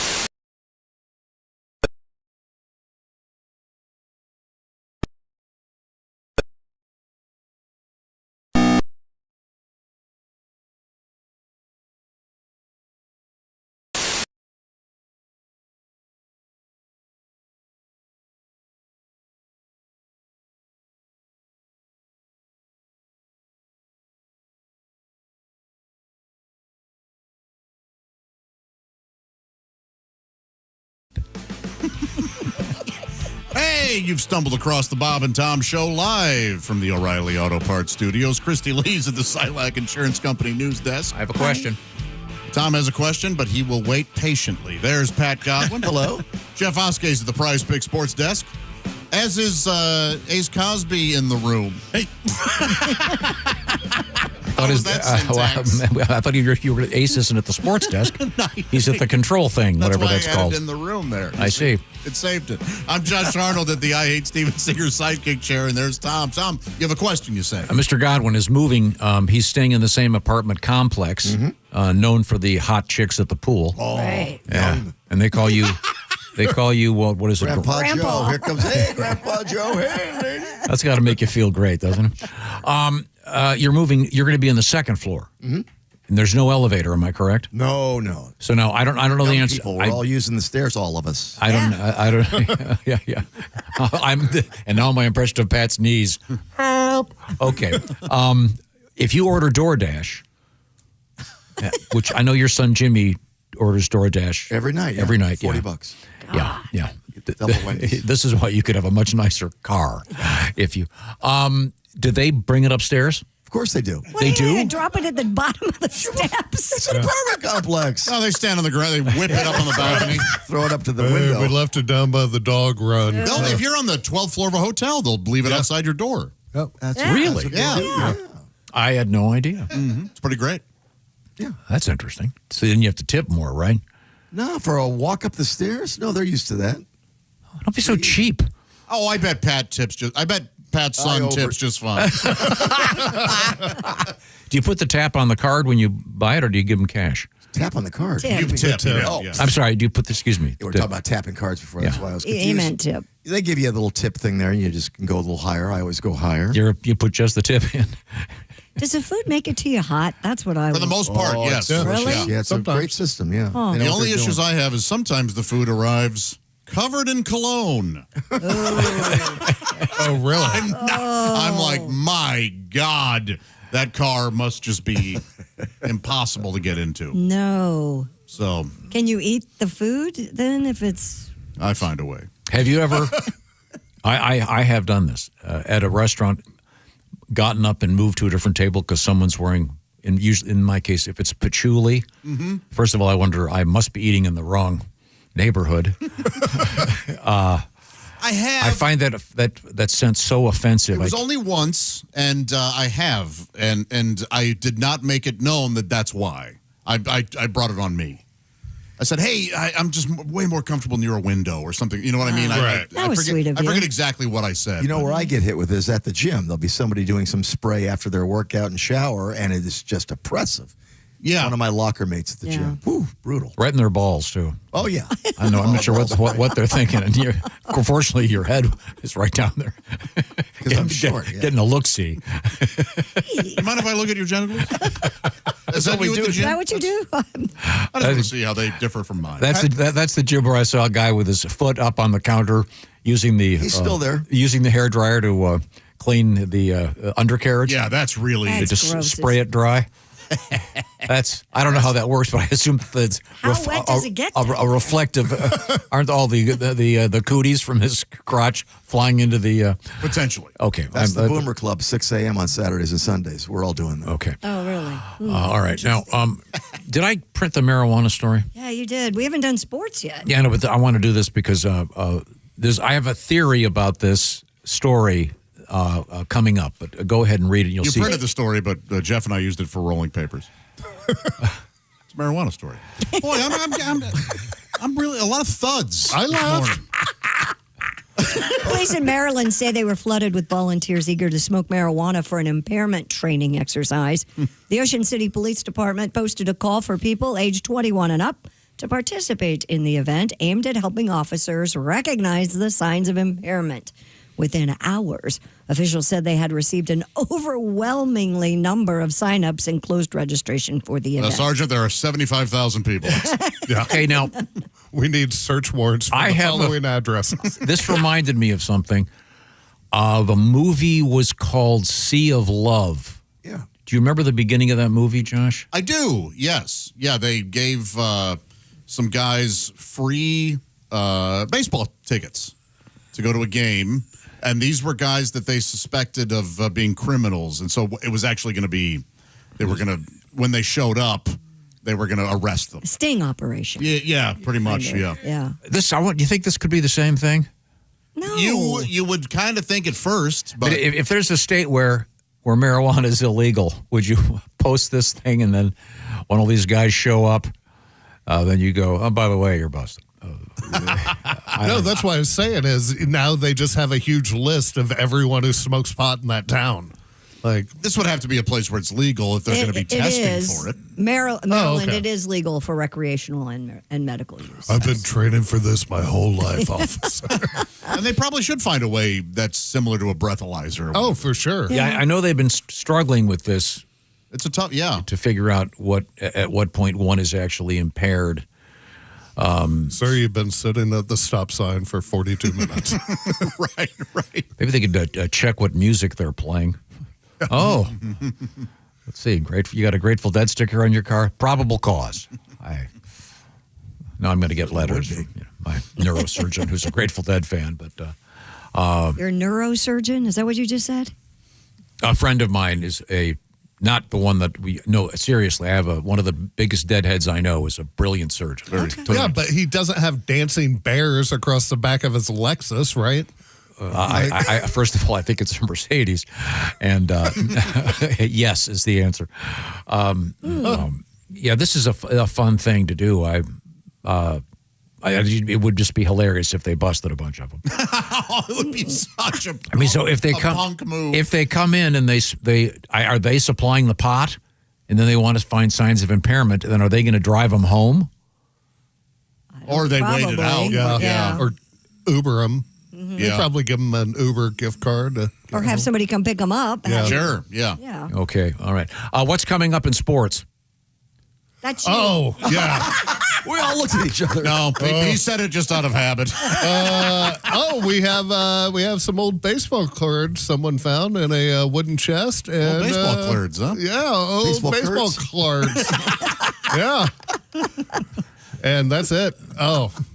Who got some world record at all time? Nope. Thank goodness for that. Well, I can find one, I'm sure. I don't know why I even said now we're going to have one. Thanks, Josh. But we do have a really cool story. We get this every once in a while. It's from the health department about the importance of not licking certain toads.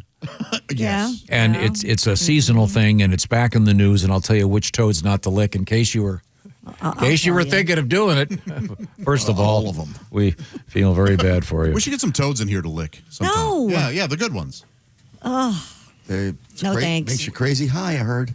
Does it? Would you do that? Mike Tyson's all about it. I would not lick a toad to get high. I would do it for sexual pleasure. Well, on that note, kids. Do they turn into a prince? That's frogs only, right? We are in the O'Reilly Auto Parts Studios. This is the Bob and Tom Show. For a complete copy of the Bob and Tom Show contest rules, go to bobandtom.com/contest-rules. Or just scroll down to the bottom of the page and see contest rules. This is the Bob and Tom Show.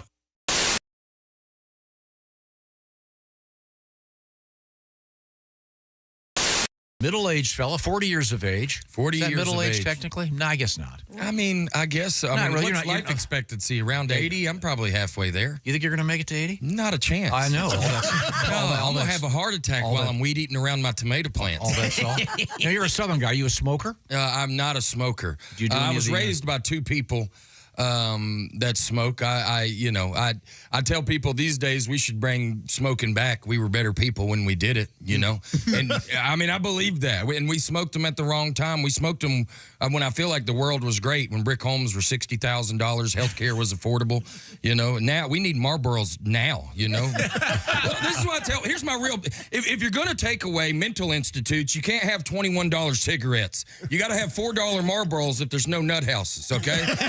You bring back the nut houses, we'll go $30 Marlboros. But you can't. We're fighting for our life out here. Okay? I mean, we got to give cigarettes back to people that need. Y'all remember back in the day, you'd see somebody outside of a gas station walking in small circles, smoking a cigarette. Oh, sure. You knew to give them a minute. They were trying not to go to jail. I believe wholeheartedly about. I'm not talking about bringing back to restaurants, but people. You go on a walk and look around. People need cigarettes, not vape pens. You get vape pens, it happens too fast. You get to that cotton candy immediately. A Winston 100, you're going to figure some stuff out. You know what I mean? Bravo. Yeah. Hilarious. So true. Yeah, man. I mean, I believe that. I don't smoke, but I've seen the magic of cigarettes, and people that haven't been around cigarettes, they've never seen a cigarette save Thanksgiving, because it happened. No, y'all have seen it happen, man. Aunt Barbara was about to say something that was going to turn that dining room upside down, but now she's out on the screen porch making a business decision. You know what I mean? Somebody's out there talking to her. Yeah, going, hey Barbara, they don't mean that. Yes, they do, Tammy. They say this every year, Tammy. She's always been like that. You know that. That is the realest thing. That's great. I saw a black woman in her yard. I was at a stoplight a couple months ago.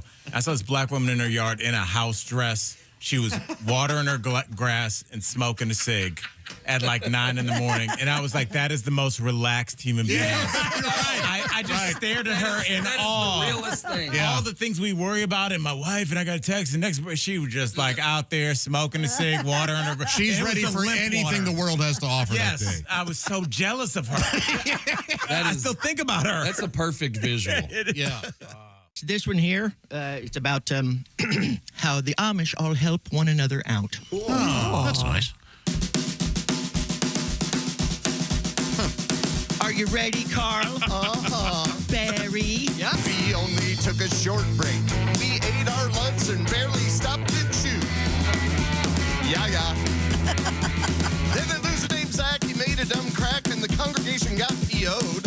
Someone grabbed a board, but then they hollered Lord because it was the main one bearing the load. Oh! Yeah, the barn started swaying. All the women were praying, and Zach started running. This wasn't a shunning. Yeah. By the time the barn fell, we were running like hell, and we knew he had a barnyard blitz. And the person yelled, wait, somebody locked the gate, and we knew it was a barnyard blitz. Barnyard blitz. Barnyard blitz. Barnyard blitz. Barnyard blitz. Oh, yeah, although it was frightening. It was very exciting. There was nothing to save him. We're all gonna shave him. When the smoke cleared, we had his hat and beard. We were finish with a barnyard blitz. Send him on his way. He's a Methodist today, another victim of the barnyard blitz. Barnyard blitz. Barnyard blitz. Barnyard blitz. Everybody. It's a barnyard blitz. It's a barnyard blitz. It's a barnyard blitz. It's a barnyard blitz. Yeah. The Electric Amish, the Barnyard Blitz. Thank you, evil hellbound heathens. Thank you very much. I like that very Can you introduce the band, please? That one right there is Carl. You'll find him located just above the bass. Hello. Mm-hmm. That's Carl Goodman right there. Back here on the drums is Barry Goodman. Barry. Good morning. No relation. No relation. No, we get that a lot. I, of course, am Graber Goodman. I play the guitar. Okay. And I noticed you were talking, you like my guitar here. Uh-huh. This is a Gibson Graber signature model. Oh. I didn't know you'd learn to write. I didn't. No, I didn't do my signature. Okay. And what's Gibson again? doesn't know about this yet. So. It's If in it the were your shape of signature, the. it'd just be a flying X, wouldn't it? Oh, if it were my signature, yeah. Oh, I see. It's in the shape of the BMW. Hey, Pat Godwin, give me an accent. Hello there. No, for me to do. Give me Spanish. A Latin. Yeah, this is going great. I have no idea where he's going with this. Welcome to El Roberto E. Tomas Show. Oh, nice. Very nice. I don't think show Yes. is Spanish, but go ahead. It's Christy Lee at El. Okay. The Silent Insurance Company. El Desco? I just want to stop I thought you were before. going to say, "Oh, bitch." Before. What? He told me I was complaining in the green room earlier. Well, I was enjoying the. We'll get to this. There's Pat Godwin. Hello. Jeff Oskey at the Prize Picks news desk. Yes. Ace Cosby across the way. Hey. I'm Josh Arnold at the I Hate Steven Singer sidekick chair. And Tom, I had the door open, and Jeff was out there. Pat, who else was up? Pat? all, yeah, It was hanging out. freezing. We were enjoying the crisp yeah. air, and we got yelled at by Alan and Christy because they were freezing. cold. And I said, "Well, I'm giving you something to. If I didn't give you this to complain about, you'd just find something else." And you're right. Oh, so the implication being all you do is bitch. Yeah, that's kind of not the all- implication. That's not all. Christy doesn't just complain. No, you complain more than Christy does. That's because I'm bitching about her and all her complaining. Oh, and Flaky Jake's, thanks to Alan, was the other hamburger place I was trying to think of, like Fuddruckers. Do you remember them? Oh, that was my favorite. Flaky Jake's? Yeah. Oh, I've never heard. I think it was Yeah. local. That sounds like a biscuit joint. Yeah. Yeah, Flaky good. Jake's biscuits. Yeah. Oh, yeah. I would say this in the United States of America, there are, I would say, about 75% of the burger places are really good. Yeah, man. Yeah. Whereas Chinese food, I would say 90% of Chinese food is pretty good. Okay. Yes, Yeah. it's very consistent. Yeah, but I mean, there's so many great burger places out there. So, but I do remember Flaky Jake's. We were talking about Fuddruckers, and there's still apparently a few of them. All right. And apparently they've loosened up their policy. You can now take photographs there, right? which is important to know. Yes. Yeah. What a losing battle that would be in these days. How do you suppose they came up with that name? Fuddruckers? Oh, they have fun with it, probably. I don't know. People thinking it's a curse. Yeah. You think they went with that? I wonder if it started as Mother Fuddruckers and someone went, that's too close. Let's just shorten it. I'm not so sure. Jeff Oskey is over there at the sports desk. Do we need anything to get you going over there? I mean, sure, we can do some sports. The Toronto Blue Jays forced a Game 7 in the American League Championship Series by beating the Seattle Mariners 6-2. The winner will face the NL champion Los Angeles Dodgers in the World Series beginning this Friday. Man. Game 7 tonight, right? Yeah. And in Toronto, right? Did you watch the game this did you watch your Raiders, Ace? Have you watched it? Can I give it away what happened? You can. Patrick Mahomes threw for 286 yards and 3 touchdowns as the Chiefs shut out the Raiders 31-0. Having a tough year, aren't you there, Ace? You're intimidated Taylor was there. So. Intimidated yeah. because Taylor Swift was there. Yeah, that was They it. may as well have not played. You understand? Yeah. They could have stayed home. Tom Garner played. Gardner Minshew played? Oh, well. That's a sign that the team you're playing really stinks when they put in the backup guys. But I do love Gardner Minshew, so glad he did well. And here's an interesting story. An antique collector is hoping that a set of baseball cards glued to a wooden chest could be worth thousands of dollars. According to CBS News, Tom Conrad paid $75 for the trunk and discovered 122 cards dating from 1909 to 1911 that had been glued to the chest's interior. Now, can they...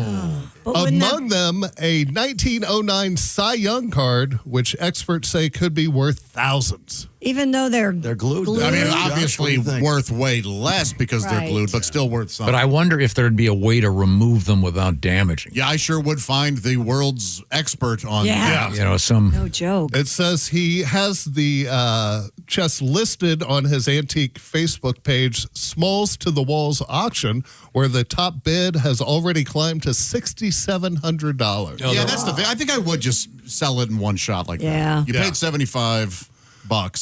Yeah, you're up. Yeah, you're going to kill. Those You're are all, doing pretty good. wow. Those The are have color to, looks great. Don't they have to be really. Well, they haven't had any light on I them. know, They've they're been on the underside of a trunk. And they are in incredible shape if they weren't glued. But you didn't know as a kid. Right. Hell no. Wow. Yeah. I wonder if those pages from my old Playboy magazines that Willie glued to the wall at my house. That wasn't glued. Self-adhesive. You have to wonder. I mean, I think every kid has experienced the thing where you've got the baseball that was signed by your hero. In my case, Vic Davalillo from the Cleveland Indians. Then there's that one day the sun comes out. You go, let's go play catch. Well, all I've got is my Vic Davalillo signed ball. And you go out there, then of course it goes in the sewer. You know that had to happen. You know, some kid in 1923 had a Babe Ruth signed ball, and for sure. Oh yeah, my mom just found all of my old baseball cards up in the attic, just loose in shoe boxes. I got them down. Me and my son, we looked them all up online, and not one of them. Well, one, I have a Don Mattingly rookie card that's worth like $20. The rest of them. And I'm talking 600-700 cards, not worth anything. Ooh. Yeah, that's an issue of circulation. I mean, there are so many out there. Yeah. But you would have thought in like 3 shoe boxes of cards, you would have something that's a $100 somewhat decent. Right. It's like, it's an Ozzie Smith, and it's worth 15 cents. yeah, there's some where there's an old bicycle with an antique clothespin and the Honus Wagner card going. Yeah, we did that. Oh yeah. Oh well. Tom, was Vic Davalillo your favorite ball player before he signed that ball, or because if anybody who signs your ball automatically is like, I just liked him. He just died a couple years ago. A Venezuelan, I think. I didn't ask for you to read his Wikipedia. I was asking. I don't have it. It's by memory. I have the card in my office. Okay. I really do. I have a signed Vic Davalillo card. I'm not going to get a yes or no. No, he was my favorite. He was my favorite player. Then he signed the baseball. Oh, okay, cool. Now I did have a Bob. Really I had my mitt signed by Bob Feller. Okay. Bob Feller, one of the greats. When he was in high school, he was like the fastest pitcher out there. And I had that, and then I lost it at one of our media league meets. Oh. So some kid's probably got that glove right now and has no idea who Bob Feller is. And did you have a signed glove? Because you worked for, Rawlings? Yeah, no, I had signed baseballs, but I did not have a signed glove. A lot of signed balls, but I either gave them away or sold them. Really? You don't have Yeah. So. And who's is it Jeff Foxworthy that has? Yeah. Yes, everybody signed them. Like, no matter whether they were ball players or not. So he's got signed baseball just from all his famous friends? Yeah. Oh, that's cool. That's cool. What was your best ball you sold? Oh, geez. Did you have anything worth any? Yeah. I was able to sell each one for like $50-$100. Oh, that's cool. Yeah. That was back when I was pretty much selling everything I had to live. The dream. There was a time, yeah. But you just did it. It was fine. Yeah. Wow. What kind of car were you driving? Did you have to sell your car? No, I didn't. No, because that was my money maker. Was my car. getting me from gig to gig. I So, see. yeah. Oh, good. But I did sell some baseballs and stuff and memorabilia to get my first, to be able to pay for my first order of half-fat shirts, which then turned into a money thing. So it worked out. I had to resist. I thought you were going to say hash browns. Yeah, see, when he said my first order, I was hoping he'd pause, and I was going to go French fries. You think my first order of French fries would have been when I could drive? I don't know. I was raised on that. But I didn't do it, so I appreciate it. Okay, you're welcome. Coming up, comedian Dave Dugan will be joining us. We have, can a smell cause you and your relationship to decay and end up over? Yeah. We have a cool heist right out of a movie happened in Paris yesterday morning. Mm-hmm. We also have toad licking. We have jazz in the news in a really unusual way. And when we come back, can we do the most common dreams? Sure. Because I've got a problem with this list. Recurring dreams, yes. Yeah, okay. All right. Right now, the Bob and Tom Show is sponsored by BetterHelp. Let's see now. October 10th officially was World Mental Health Day. And BetterHelp is all about mental health. BetterHelp is about hooking you up with therapists. Over 5 million people have been helped by BetterHelp all around the world. They've been helped with moving forward in their lives. If you've been thinking about therapy, BetterHelp is a way to get in touch with a therapist. And the therapy, by the way, is done online. So you can move forward with someone who is a trained professional. And by the way, if you're not happy with your match, you can switch therapists anytime, no additional costs are involved. BetterHelp's been doing it for more than 10 years. The World Mental Health Day we're celebrating with therapists who have helped millions of people take a step forward. So check out the information, like I said, at BetterHelp.com.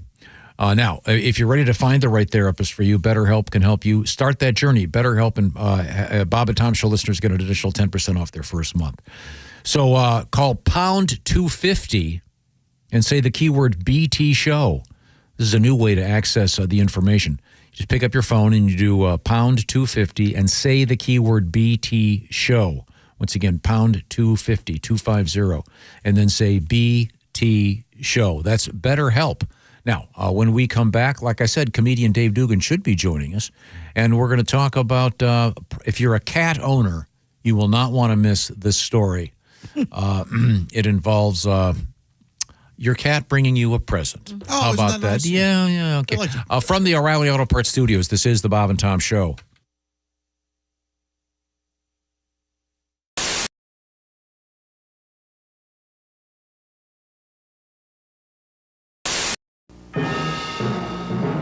This is Bob Cavoyan for Channel 13 in a special Olympic moment. We are going to recreate the very first time the torch was ever run in history. Cut! The monkey's got no gloves on. Where are the monkey gloves? I'm sorry. I didn't realize I didn't have the gloves on. Sorry. Now we're going to recreate the very first time the torch was run in history. Cue the monkey. I'm not a monkey. I'm a gorilla. There's a difference. Cut. I didn't say I didn't know what you wanted. I know what you want. I can't do it. Why can't you do it? I can't go in the woods. Why? I have sensitive skin. I can't. I just can't do it. Sensitive skin. You're Sensitive wearing skin. a gorilla suit. I I know was that. just in the woods. Anybody can go Have in you the ever woods. been bitten by a mosquito? Possibly a carpenter ant? You don't want the gig? If you don't want to do this, I didn't say I didn't want the gig. Tony I just don't wanna Siragusa go- from the Colts. Tony Siragusa said, Siragusa? I can do this. Siragusa He cannot. wanted the role of the gorilla. He cannot touch my gorilla. Yeah, well, he didn't even need the suit, okay? Hey, chick, what are you doing? Working on radio stuff. Oh, well, you missed the meeting. Oh yeah, what'd I miss? Actually, some pretty cool stuff about Silac. Get this. All right. If people have a 401k from a former job, Right. they may be able to roll it over into a Silac annuity and get a 20% bonus bump. Nuh-uh. Yeah, huh? Let me run some numbers. So I've got a $100,000 401k, and I switch it over. $100,000 becomes $120,000, Yes. and $200,000 becomes a $240,000 Silac annuity. That's right, but chick, you know you have a calculator on your phone, right? Oh, I prefer this one because I like big buttons and I cannot lie. Get your butt over to SILACINS.com for more info on the 20% SILAC annuity bonus.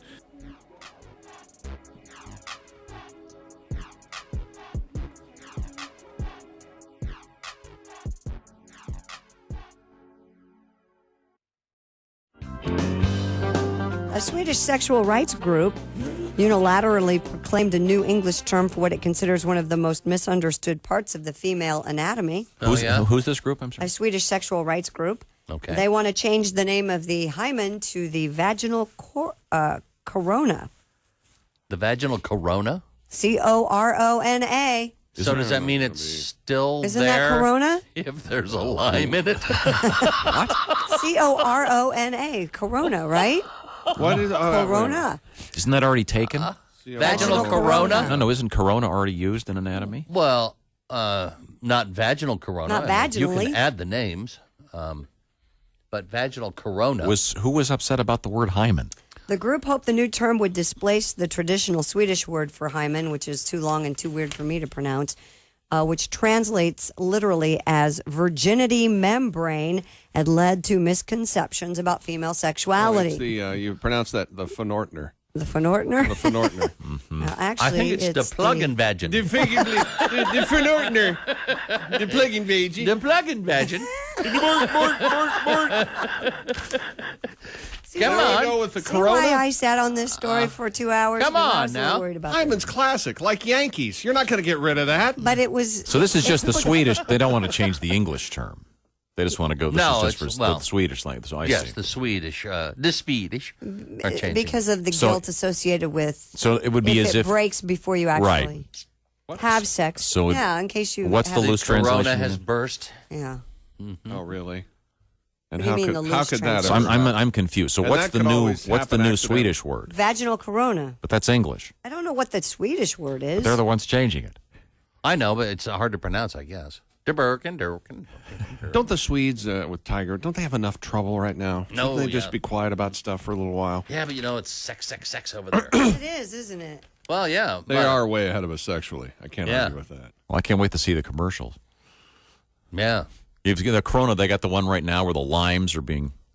They're playing the finger flip football. Finger flip football with limes. Oh, yeah.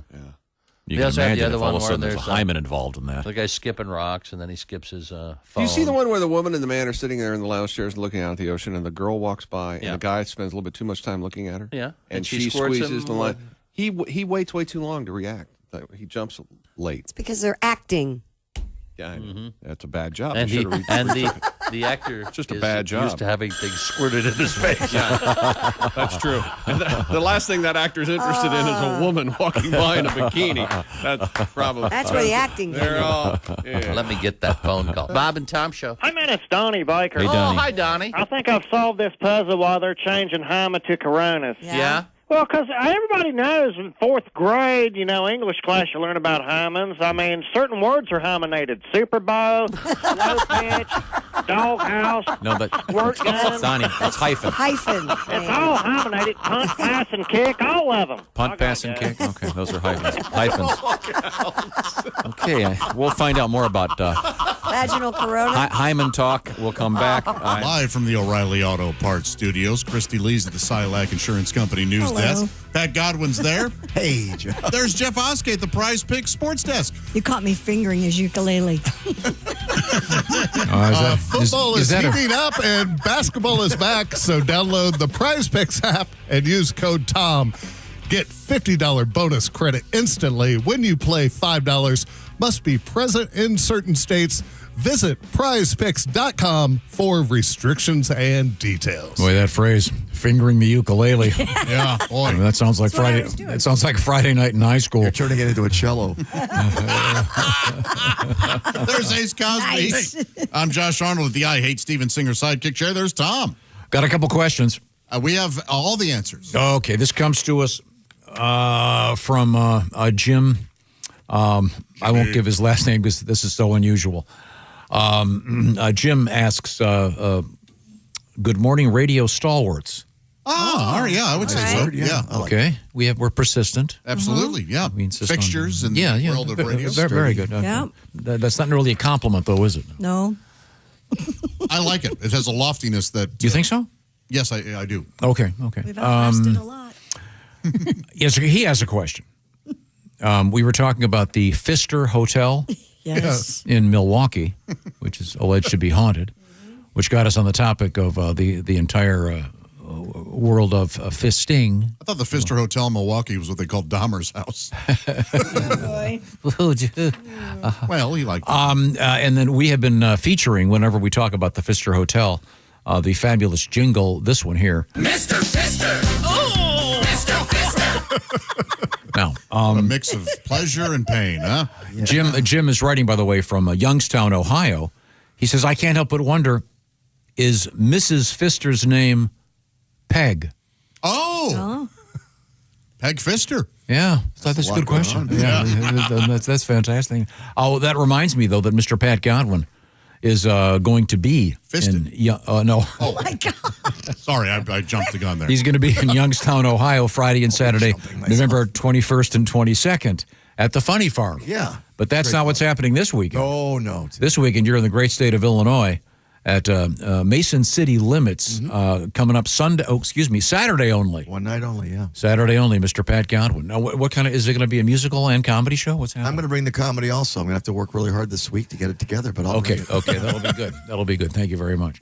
Now, are we turning to the Silac? done? Oh, I'm done, baby. Are you? The Silac Insurance News Desk? According to a recent survey of 2,000 people, here are America's most common recurring dreams. Oh, I like stuff like What do you think the number one recurring dream I'm would going be? to go with unprepared for anything. Nope. And that's what I would have gone with too. Yeah. That's number 4. Teeth falling out. Nope. Okay. But But you're that's close. in there. Have you ever had that one? Yeah. Yep. Really? Uh-huh. How The about teeth- sex? Sex is not number 1. Number 1 is falling completely, just falling. Yeah. Yeah, Yes. I have that one. You ever hear the old thing that if you actually hit the ground before you wake up, you die in real Yeah, life? I've heard that. What a weird wives' tale. Right? Yeah, that's not well, how do we true. know? Nobody will know. I've landed. Oh, you have? Yeah. Sometimes Okay. I have these dreams. My falling dreams are I'm way high up and I feel like I'm going to fall, so I just either jump or fall so that I get it over with. It's horrifying. That is horrifying. Yeah. Huh. But I have that thing in real life where if I'm standing at the edge of a precipice, if I'm at like the Grand Canyon, my fear isn't that I'm going to fall, it's that I'm going to jump. Jeez. I think that's everyone, isn't it? Yeah, that's like one of the don't main you- fears. No, I don't. I would never think to jump. You know that thing in Chicago where you they have that window that. Oh, yeah. I've done that. and How it do I tips explain out. this? There's a hinge on the bottom, and it tips out. Yeah, so it looks like you're falling down I've the done side that. of the I building. can't. I've Oh, done yeah, it's that. scary. There is no way. It's scary. I did that. I did the glass bottom thing at the Grand Canyon. I could never do that. I went up to do the thing where you lean out, and just getting off the elevator, like that high up, I was like, no, I'm out. And just went back down. Like, I didn't even make it to the window. I'm always terrified to do it, but I do stuff like that. I did it too, and I'm terrified, but You just don't want to be there the one day when they've just recaulked it, and the guy Glass has been the guy over-tempered. used the water soluble caulk, and the paint falls out of you. No, I'm sorry. So back to the dreams. What bugs me about this list, that I read the whole thing, there are no sex dreams on there. So not one sex dream. There's no way that's accurate. False. most common recurring dreams, would it be sex with the same person? Would it be just sex? Would it be, I mean, if it's a recurring dream. Right. So these are more specific than just right, sex not just a sex. No, that's yeah, that works. That's fine. No, it doesn't. That fits within the parameters of the Yes. Because do you have the same sex dream with the same person over and over? Right. Yes, me. I'm in it. You're only having sex with yourself? Well, there may be an array of. Array. There was a time I was single for so long. My sex dreams were me looking for a good place to masturbate. I'm not kidding. You're not kidding. I thought that was a premise for. Nope. I would like that's yeah. All right. My sex dreams were just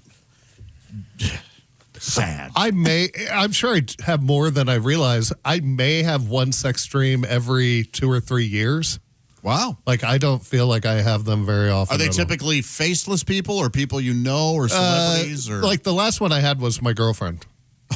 What a ripoff! Because he's I know, right? Oh my God! That's like the Pina Colada song. Exactly. Yeah. You know how sometimes women will get mad at you when they wake up and they had a dream that you did something wrong? Yeah. If I have a dream that I have sex with my girlfriend, I'm mad at her if I wake up. Why were you there? Where was Sofia Vergara? Yeah, I just don't think this is accurate. Number 2 was being chased. I have that one. I have that one. That's a horrible weekly. Yeah. I don't have it weekly, but I had it in an abandoned school. That's where mine's at. Are and you it's serious? like drippy Yeah. and kind of like, Creepy, dark. and like lights are flickering and lots of Weird. staircases. Do you- so Jeff, do you have the dream that you're falling though? Is that what? No, I just have a dream that I'm being chased by someone I don't know through like an old dingy school. It's exactly what I have. And That's weird. And I have it once or twice a week. I don't have it that often. I need a dream analyst to tell me why. In my dreams, it's usually a horror character that's chasing me. So Jason or Michael Myers or Leatherface. And eventually in the dream, I will turn around and face them and say, hey, don't kill me. I will help bring you people to kill. I will join you. Ooh. What does that say about my character? I don't want you to have my back. Fascinating. I don't get it. Number 3 being back in school. So we've combined. That's the one I have all the time. Taking a test. That's huge. Yeah, And then, Christy, you and I have the same, probably Ace, the same specific dream of being on the radio.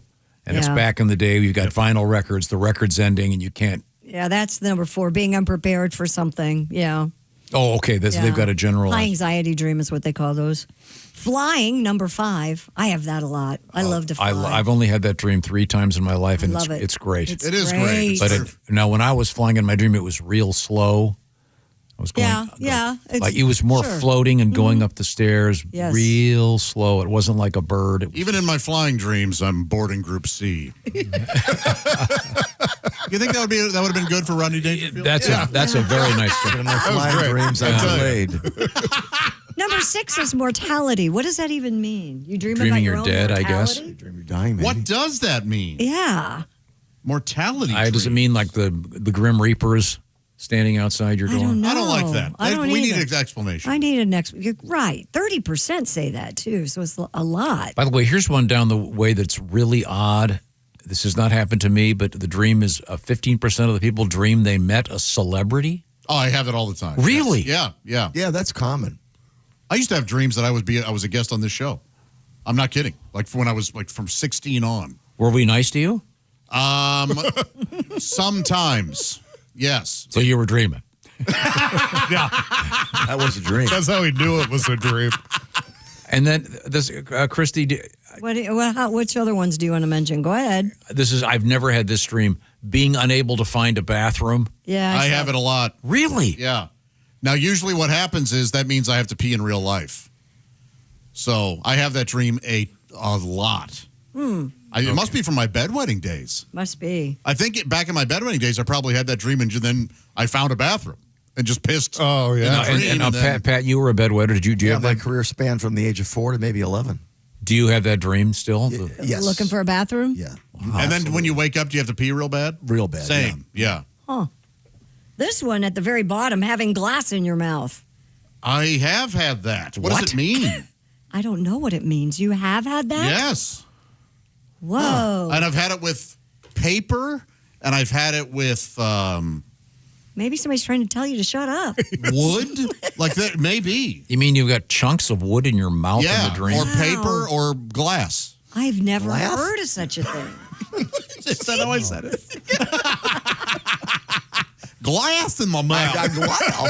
How about this Man. one? You've ever dreamt? This says 10% of people say they've dreamt of being part of a TV show or a movie. Yes. Yeah, oh gosh, yeah.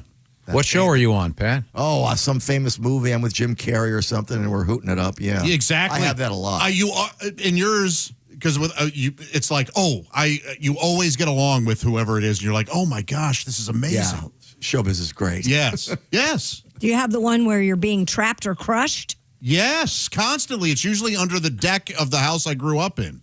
You have all these dreams. How do you never sleep? Wow. Do you have driving and out of? This says 15% of people have the dream they're driving an out of control vehicle. So often, where I'm trying to step on the brake and I can't, or the brake does nothing, and so I'm just ramming into cars.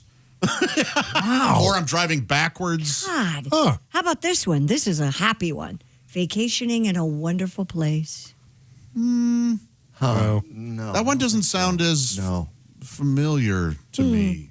Okay. How about going nowhere in slow motion? 25% of the people. Yeah. You guys have that? Nope. You're trying to run and you can't, or you try to. What? I don't have that, no. How about this is 15% of people say they dream that they're seeing spiders, snakes, or other creatures. So many snake dreams. Snakes, Yeah. Snake dreams. You should be the poster boy for this stuff. Yes. How about being Josh is a dreamer. paralyzed or unable to speak? Do you ever have that? Yeah, the paralyzed thing usually Sleep paralysis. Yeah, it's those are some of the most terrifying dreams I've ever had. Same here. A demon is whispering in my ear and I cannot move. Or I'm being smothered or I'm paralyzed. Really? Yep. There's one here. This is a cool one. Discovering a secret or unused room. Oh no, that sounds pretty exciting though. That'd be kind of fun. The Geraldo dream. Open up the Al Capone's the Al Capone's vault. Okay. How about finding money or coming into wealth? Yeah, a lot of that. Like I'll find money under a couch cushion, but it will be thousands of dollars in quarters. It'll be so much. That's funny. How about coming into Sofia Vergara? Oh, you said you don't have that dream. Sorry. I don't know. Do you have a lot of these dreams that converge together? Like, yeah, they'll kind of meld and mix and stuff like that. But usually when I remember them, it's just that one aspect. okay. So I just love dreaming. I have very vivid dreams almost every night, and I can remember them typically. And I'm capable of. I can be having a dream, get up, pee, go back to bed, and it restarts. I have been able to do that. It's like a serial. Have you had the dream where you experienced the end of the world? Almost. Like it's approaching, yeah. And I wake up. Yeah, I've had things where it's like the moon is about to slam into the earth, or the bomb is about to, like the bombs have been launched and we just have a little bit of, and you're exactly right, Pat. When it does hit, that's when I wake up. Yeah. Like the alarm sometimes goes off. Oh. Wow. So I've always wondered if that dream has happened after my alarm started going off and I wake up. You know what I'm saying? Yeah. Because otherwise, how would my body and brain know? Now, Pat, do you have the dream where you're on stage and you forget all your stuff? Absolutely, a lot, actually.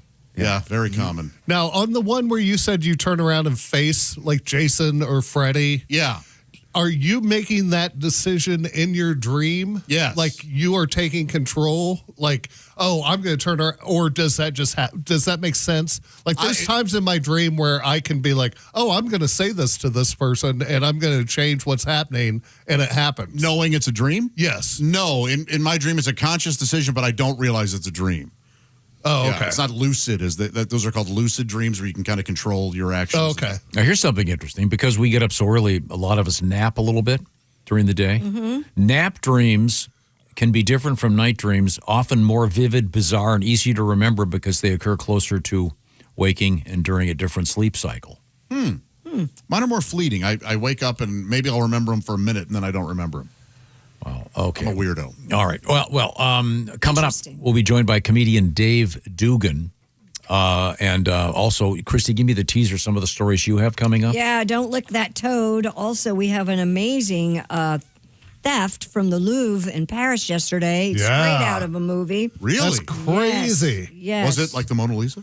Not what it was not. Although the Mona It Lisa. was within very close. eye shot of. Yeah. Yeah, they were a few 60 hundred yards feet from the or Mona something. Lisa. That's pretty smart to steal something near the Mona Lisa. All the focus is on the Mona Lisa. And it was in the morning. It was daylight. They had like- they had just opened. Yeah. I say let them keep it. This is a good heist. Yeah.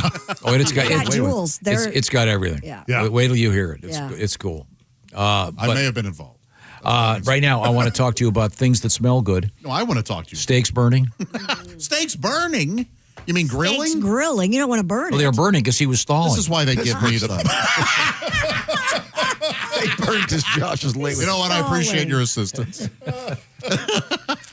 It is such a great time to be grilling outside. The fall air is wonderful. Why not make it even better with the smell of steaks and hot dogs and all that good stuff? Omaha Steaks offers an exclusive lineup of USDA certified tender steaks, and their fan favorite filets mignon have achieved the distinction of USDA certified very tender. These are some serious hunks of meat, my friends. Just wonderfully delicious. They also carry mouth-watering burgers, chicken, pork, seafood, and delectable desserts. And right now, it's their early Black Friday sale. Get 50% off site-wide and an extra 20% off select favorites at omahasteaks.com. Plus, our listeners, that's you get an extra $35 off with promo code BTS at checkout. I mentioned the hot dogs earlier, and honestly, they're called deli-style Franks. Those jumbo Franks are so wonderful. They're packed with flavor. They're giant, and your family is absolutely going to love them. Here's a little suggestion. Right now, it's the fall. Maybe some chili with those deli-style Franks. Oh, my gosh. You can either pour the chili over the dog, or you can just have it on the side. You can even cut up a dog and throw it in the chili. No matter how you have it, don't forget to invite me, all right? Okay, fine. The early Black Friday sale is the perfect time to shop for the best deals, and orders placed by 6 p.m. Eastern, those will ship same day. Now you can save big with Omaha Steaks. Visit omahasteaks.com for 50% off site-wide and get an extra 20% off select favorites during their early Black Friday sale. And for an extra $35 off, here's what you do. Put promo code BTS in at checkout. Terms apply. See site for details. That's 50% off at omahasteaks.com. Promo code BTS at checkout. And if you're a vampire, don't worry. It's STEAKS, not STAKES. So you're safe. Yes. Yeah. And there's no garlic involved. Right. It's vampire season. Right. So Omaha Steaks. Do you think there's a boarded up store in Omaha where they reopened it to sell Dracula costumes and stuff, and they have signs saying Omaha Steaks, STAKES. And the folks at Omaha Steaks are going, this is so dumb, we're not going to sue. I have a technical question, and I don't know the answer to this. If you're like listening and you're a skydiver, yeah. I wonder if skydivers like dream about the chute not opening, or if they dream about forgetting the chute. Oh, I bet. I'm going to say. I wonder if I suppose every profession, like firefighters, they go to the water won't come out of the hose. I kind of wonder what if every profession has its own. I mean, we have our dumb dream about not being able to play a record, but. Like if you're a scuba diver, you dream that you're underwater 100 feet and forgot your tanks. Right. I wonder if I'd just be curious. You forget your lesson if you're a teacher, that kind of thing. Yeah. But I don't know why skydiving jumped into my mind. Is that would be, that's one of those things where you've really got to pay attention. Right.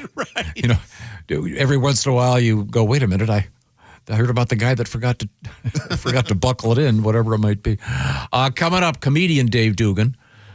Coming up, at what age do you peak as a human being? And also coming up, a warning from authorities not to lick toads due to a recent weather phenomenon in the Arizona area. In case you're out there wondering, should I lick that toad? The answer is no. We are in the O'Reilly Auto Parts studios. This is the Bob and Tom Show. Hey, thanks for listening this morning. Got something to say? Send us an email. bobandtom@bobandtom.com. Hi.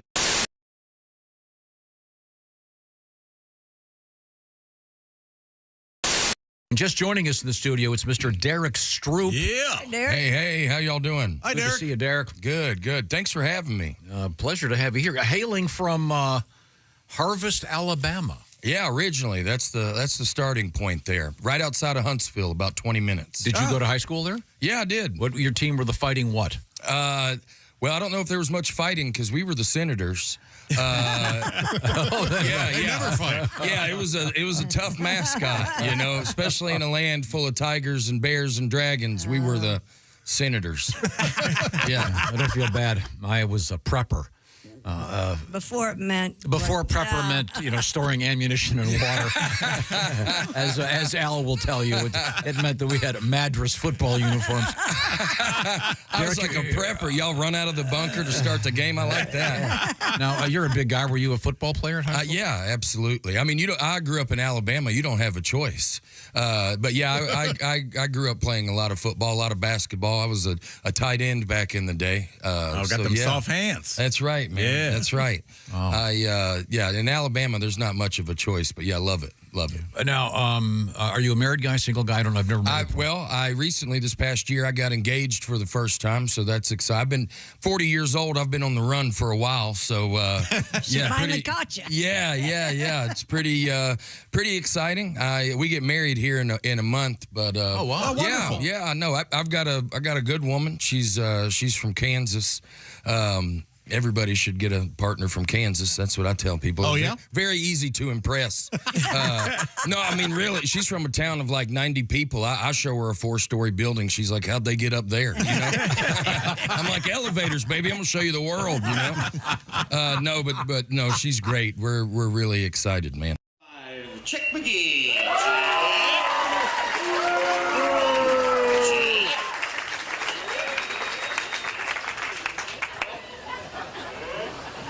Chick said earlier he's never touched a cow before, but the rumors about the girls he's dated are not quite coinciding.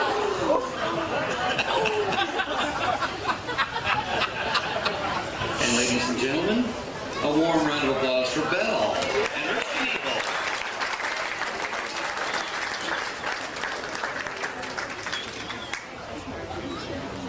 Kelly. Feeling it. Oh yeah, feel it. She's fine. She's fine. She's just fine. Oh yeah. Let's see if we can get something out of there. Okay, you got the hang of it there? Yeah, I think so. You think so? Well, you better get some milk because we don't want you to be an utter failure.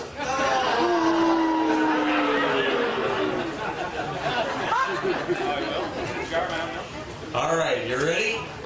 On your mark. Get set. And go.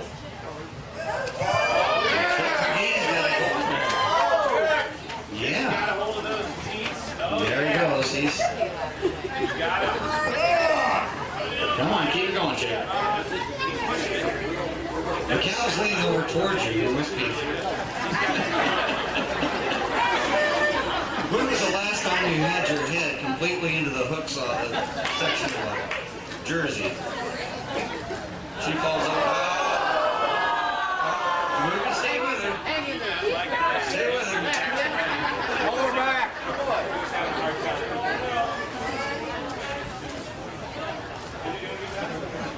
Phil, he's a nice guy. Don't make him chase you.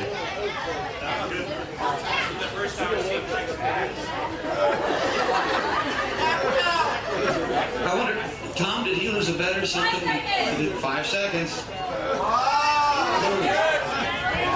Come on, Chick. And time. It's over, Chick. You're all right.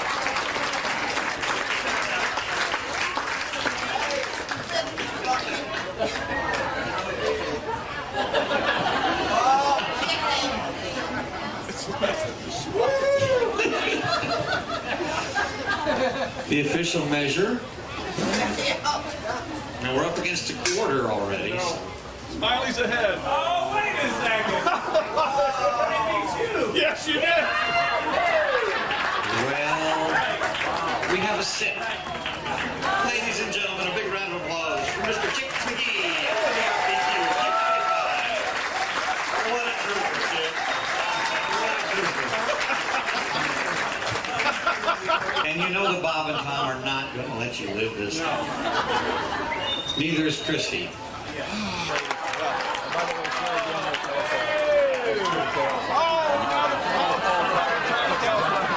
You got a half, he got a quarter pounder. How do you like that, Vince? You know, like his milk, you make garbage pies. Oh my God, the humanity! Oh, there are kids here. They should have seen this. We have the turd man here. It's under control. The turd man is all here. right. Okay. People were taking the chicken from Chick-fil-A and putting it on Cheddar Bay biscuits. Good. Wait a minute. Josh, what do you say? Josh is leaving right now. Josh is leaving. Okay, let's go.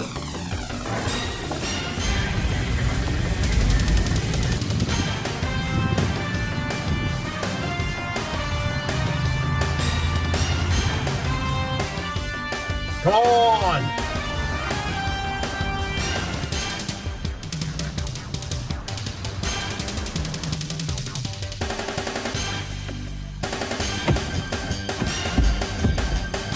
All right. You got the biscuits? Greatest day of my life.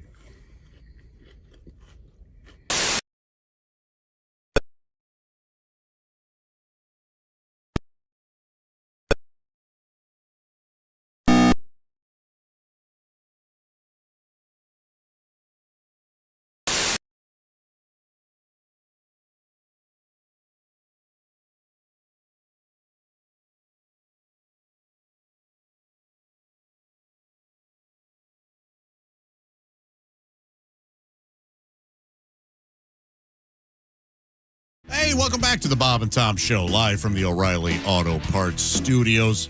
Christy Lee's at the Silac Insurance Company news desk. Hi. Pat Godwin's at the organ and the guitar and the ukulele. Hello. There's Jeff Oskey at the Prize Picks Sports Desk. Yes, sir. Chick's on vacation this week. There's Ace Cosby. Hello. I'm Josh Arnold at the I Hate Steven Singer sidekick chair. And Tom, we're joined by one of our favorite people.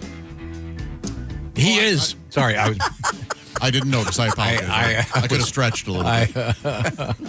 He is comedian Dave Dugan. Dave has a voice that's so deep and mellifluous that it puts us all to shame.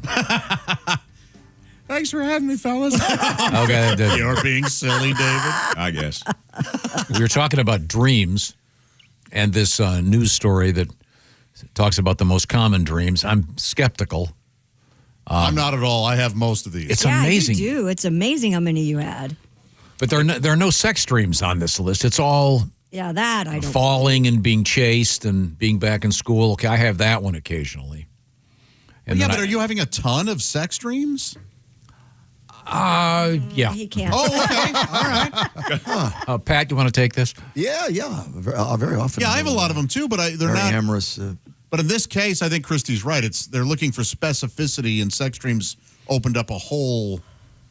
Yeah, oftentimes opened up a that's often a part of the. Yeah, mine involves pole vaulting. Opened up an entire, category. So many different types of sex dreams. Yeah, you got your anal. You got your. What? You ever have one of those really good dreams, and you wake up before you want it to be over? Sure. And you lay there, and you're like, you shut your eyes as tight as you can, and you clench your fists so tight, and that's a good way to crap the bed. Actually, you don't say. Now, Josh, I know that you are the only one of us that has ever owned a snake. Yes. That's one of the reasons I own a snake. I had multiple snakes. Oh, you did? Oh. Yeah. Wow. Well, this says 15% of the people surveyed have dreams about spiders or snakes. Yes, I get those quite a bit. In fact, that's why I bought a snake. So I was having so many snake dreams, either being bitten by some, or I would walk in like a room and there'd be, it was like an Indiana Jones type thing. There'd be 100, and I'd have to walk of varying sizes, and they were all agitated, and I had to walk over them. And, wow. And I called a radio show that had a dream analyst on. And she said it was because I am wrestling with my creativity. That's what snake dreams mean. And so I went, oh, that's interesting. Maybe I should get an actual snake, and that would help me be creative throughout my life. Did you have a girlfriend at the time? At the time I got the snake, no, but I had a girlfriend when I had the snake, yeah. Did it make you more creative? I like to think so, because sometimes I'd write while holding it, or I'd have it around my neck. And cut off just enough circulation to have you have some weird thoughts. Didn't care for it. Yeah, no, they hated it. Now, so do you keep a snake in like an aquarium? Yeah, some sort of. So would you warn these ladies before they went up to your apartment? By the way, when you get in there, they've got a snake. I think they already knew, or I don't know. I don't remember. Do you give off the snake vibe? I don't think so, but I may have said, maybe at dinner, like. Would you do snake in public? No. Okay. No, I'm not that. No. Okay. No, I don't have any problem with those guys, really, so long as it's not like a viper. Now, when you had your snakes, Jeffrey, would you tell some young lady that, by the way, I had mine. I used to catch them when I was a kid and just keep them as pets. Oh, you were a feral snake guy. Yeah. Well, they're like little garden snakes. I had like a corn snake and a rat snake and a couple of garter snakes. And actually, the first one I caught, my dad's like, oh, we'll build it a little thing out of a 5-gallon bucket and put some screen inside and cut some windows for it. And we put a bucket with a board over the top, and we told my little brother to watch it. And we're in there working on it. And we come back out, and we take the lid off, and there's no snake. Mm-hmm. And we go, where'd the snake go? He goes, it went that way. And we never found it again. So I had like a cage for a year and a half till I caught another snake. Aww. Wow. Well, that actually leads to this story. Not snakes, but toads. Okay. And this is a warning from health authorities for those that pay attention. Poison control officials in Arizona have issued a warning about licking toxic toads. Unseasonable rainfall in the area has led to an increase in the number of toads, including the Sonoran desert toad, which secretes a neurotoxin that contains the psychoactive A compound that is also found in ayahuasca. The director of the Banner Poison Control and Drug Information Center said some people lick the toads to get a high, but the practice could result in illness or even death. Pet owners are also warned to keep their pets away from the toads. Oh, yeah, that'll happen. Yeah. Dogs will lick toads. Or eat them. Yeah. Why would you do that? I mean, I know I wouldn't lick a toad. No, I think Dave Dugan's shirt licked a toad from the looks of it. Very festive. Yeah, do you like the shirt? I do love it. Is that like a Grateful Dead? Or? It's a very trippy. It's kind of a Hawaiian shirt with a American Beauty Grateful Dead. It has a collar. Yeah, it's got nice. It looks like the cover of how those Temu people. I didn't know that's where I was ordering it. It was kind of camouflaged. And then afterwards, I realized I'd ordered something from Temu. I love it. I hope I'm pronouncing that correctly. Do you really love it? Yeah. Yeah, it's good. Well, Is that, in fact, the cover of the Grateful Dead album? I can wear it for about 2 hours without getting a severe rash. What's that? Yeah. What'd you say? I'm only seeing part of it. Is that actually... Let them see the whole thing. This is gorgeous. That is cool, yeah. Oh, yeah. Oh. Oh, nice. Okay, very nice. Somebody went to some trouble to make that. Yeah. I'm pretty sure that shirt is called Probable Cause. If you get pulled over, it'd be searched. Yeah. I heard you on my way in saying the Grateful Dead. I thought, great day for me to wear this shirt in. I bet they didn't pay the copyrights for that either. Yeah, it's just close enough. Right. Yeah. That's why I was wondering if it was a licensed. Yeah, it looks just like it, but not quite. Yeah. Okay, very nice, very nice. I was off for no reason. Yeah. So the toad thing, don't lick them. Don't lick them. Wow. You know there are people that are doing that. Of course. Well, Mike Tyson is known thing, yeah, for that's what he does. that's his thing is to take toad venom and trip. Well, here we go. This is also from Arizona. This is a previous story. Thieves were caught stealing the so-called hallucinogenic toads from a conservation area. This says they licked the toad's poison to achieve a hallucinogenic high similar to DMT. What is that? Do you know? I don't know. Dynamite? That's the crazy you go somewhere drug. Yeah. Some podcast. It's one of the strongest hallucinogens known to man. And usually you take it and it only lasts like 10 minutes, but it feels like you're tripping for a day in that 10 minutes. Man. Wow. No thanks. Yeah. Okay. Well, For the experienced, huh? What? Huh? For the experienced. Yeah. I would say that's, Yeah, you definitely want a sober sitter with you when you do that. Do you catch these toads wild? I mean, I think the problem with the toad thing is like one toad can be kind of like a snake with venom. Like a younger one may have more strength in the venom than the other. So to just lick one toad you may trip a little bit. You lick another one, it may kill you. Yeah. Like I think that's why it's kind of hard. We got a letter, dear Bob and Tom show. Yes. I licked a toad. I didn't get high, but the toad got an erection. Oh, that'll happen too. Yeah. Thank you, Linda. Jeez. Hope you don't get Slurpees. Vic, no thanks. I'm not going to be looking at any toads. What else you got, Christy Lee? Oh, wait a minute. Yeah, we got to come back. Give me the teaser. Well, we have a cat that brought a surprise ingredient home to their family. We have what age people hit their functional peak. I sure hope it hasn't happened already. And, well, not for you. And we have some ancient stone tools that were recovered from way back. Yeah, they get you a chance to try to pronounce Australopithecus. We are in the O'Reilly Auto Parts Studios, and this is the Bob and Tom Show. Hey, thanks for listening to the Bob and Tom Show this morning. Get a look at today's show on our YouTube channel.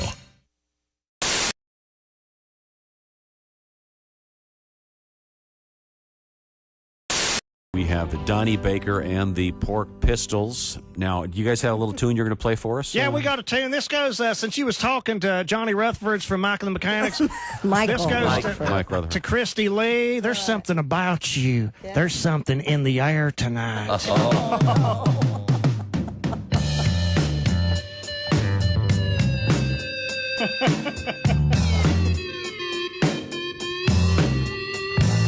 Christy Lee's so fire-ass hot.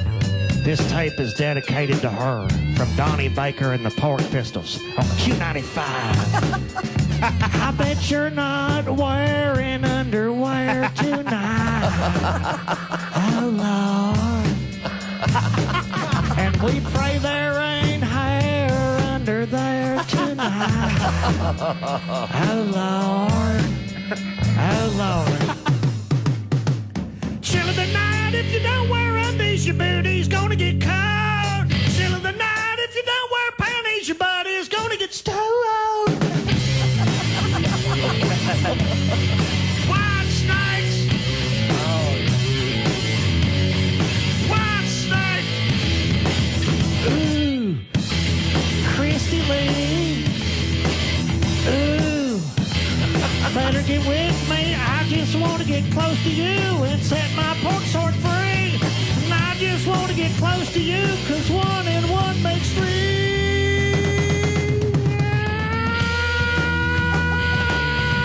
Ooh, baby. Ooh, baby. Ooh, baby. Chill of the night, chill of the night, chill of the night. It gets real cold, so you don't need planties, Christy Lee. You got Donnie and the chill of the night, chill of the night, chill of the night. Q95 playing White Snake for Christy, and she's sitting in a puddle. And chill of the night, chill of the night, chill of the night, night. Donnie Baker and the Pork Pistols. Bravo. Our guest is comedian Dustin Nickerson. Our goal is never to let him talk. Yeah, speaking of bad acting, let's bring in Dustin Nickerson. Oh, sorry. No, I'm happy to do it. Are you a bad actor? Oh, I'm terrible. Yeah. Now, you live in California. I do, yeah. No, you're married? I'm trying to remember this. I'm married. I've been married for 20 years. I have 3 children. Yeah, we got married. Such a young face. Oh, that's very nice. Thank you. I mean, I wouldn't. 20 years. That's good. No, that's good. Most of the time the internet just tells me my face looks like Gary Ridgway, the Green River Killer. So that's nice. That's a bad way to go through customs. Yeah. Thankfully, a lot of people my age don't know who that is. So it's really important to me that he doesn't get a good documentary. Oh, gosh. But if he does get it, then I could be the bad actor in it. But there's a great graphic novel about him, but I'm probably one of 12 people who've read that. Yeah. Somebody, like graphic novel, like somebody illustrated it. Yeah. It's dark, man. It's brutal. Which mass murderer is this? Green River? Green River. His name is Gary Ridgway. He coincidentally, it was like 10 minutes from where I grew up in the Northwest. Wow. So, yeah. We got a lot of strong family connections. So what would you do if you're going somewhere and some guy would go, Gary! I'd be like, I know, I'm surprised I'm out too. Can you believe that? I killed so many people. Someone just showed me a picture. The resemblance, it's pretty strong. Oh, yeah, wait till I take the hat off with the messy hair. And, I mean, down to the hairline. It is not great. He's a lot older. Gary! Do you have the same voice? I don't know. Him and I don't talk as much as we used to. Are you the one that got away? Here, imagine that you're hearing me throw a phone in a glass window. Is that what his voice sounds like? I see. Now, you said, what did you say, 3 kids? 3 kids, yeah. We had our kids young, too. So I have a kid who's a senior in high school. He's getting recruited to be a college athlete. Wow. Nice. And he's like a D1 college athlete. What sport? He's a track star. Wow. Which is funny that every time I tell people that, there's that very similar response where people look at me and they go, really? Well, that's great. But I don't even tell them what sport, but they just look at me and go, huh. Yours? Like, for sure, your child. It's but yeah, he's a track star. He's a What distance runner. The mile and the 800. The 2 lap 3, yeah. Oh, okay. It makes a little more sense. Yeah. Distance runner. Yeah. I mean, running is the sport of last resort. It's the sport that every other sport has running plus something else, you know. Exactly. But thankfully he stopped doing like the long. Like he used to do the 2 mile. I don't know if you guys have ever been to a track event. I know how you guys hang around high schools. But the 2 mile is 8 laps, and they have to tell them what lap they're on. Oh. Like they have to give them which it is a boring event. And they're not going that fast, so you watch it like the wave. Like just your kid comes around every minute or so, like, whoa! And then you just kind of look at your phone for a little while. 3rd and goal, hit Golden Showers. Tate on a slant that was initially ruled a touchdown with 8 seconds left. After review, the play was overturned. As you can see, he's short of the goal line. No, he's not. And yes, he is. He's way short of the goal line. He's like an entire ball short of the goal line. The football, Tom. So that with 8 seconds left, they had to stop play, look at the review. But then, due to a rule that causes a 10-second runoff when a clock is stopped by officials and then restarted, the game ended. What? With 8 seconds left. What's the point of that rule? So they didn't get another play? In theory, the Lions could have lined up with a 4th down play as time expired, but the initial call of a touchdown is actually what disallowed that possibility. God. Why? The rule exists because the Rules Committee, led by Don Shula, the only comes on he wheels in, sons of bitches. I hate all you young mother.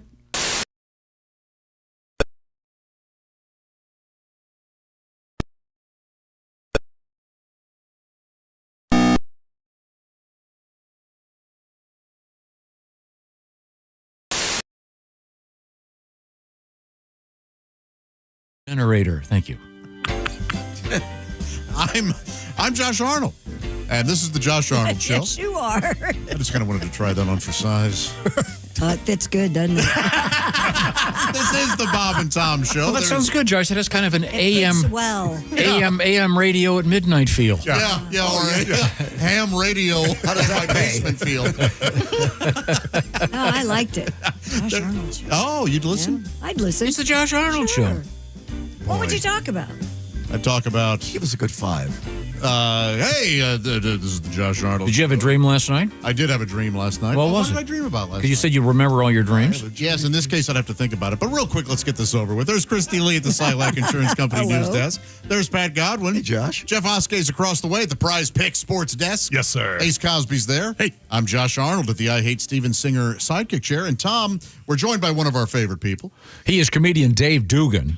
Always great to see you, Dave. Dave, it's good to see you, sir. Yeah. You got your nice attire on, your funky, almost a Grateful Dead shirt. I suppose it's, as Christy and I both noticed, it's kind of like the cover of the great a Grateful Dead album, American Beauty, but it's not. So it was probably a bargain It's a price. knockoff? Yeah. So What's going on? Chinese beauty, I think is what we're you didn't have to pay retail. Beauty.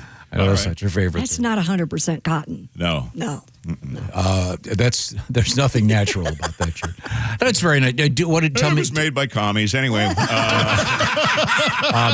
What is your? I mean, we all kind of have our uniform. I certainly wear the same thing every day. Yeah. I'm very excited because today's the first day of the boots are back. Wearing boots today. Look at this. Oh, yeah. Look at those. And then Yeah. Now the boots Yeah, are, that's the right response. Personally, I Hey, don't. these are made in France. I believe one of those tapped me in a stall one time. That's fine. Those that know. Those that don't. They're from the Rosenall people. Now, do you have a uniform? Do you have? Well, I don't like to dress up if I don't have to. I'm with you, man. You're doing some of these, corporate shows recently here and stuff. It just feels good to be, casual. I don't like people to tell me what I'm supposed to wear. I guess that's what it is. You get an invitation and they have the audacity to business casual. That's confusing. Those are two different things. Business is one thing. Casual is a whole nother. Sure. My favorite casual outfit is actually kind of a black velour jumpsuit that I've showed up at a few business casual things wearing. I dress it up as spaghetti straps and my old prom shoes and give it a business edge. But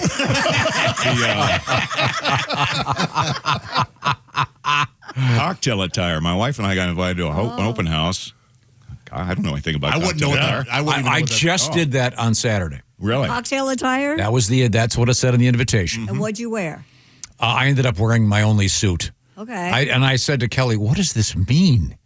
I don't know. I showed up wearing jeans and a hoodie because I thought I've slugged back a few cocktails wearing this little number.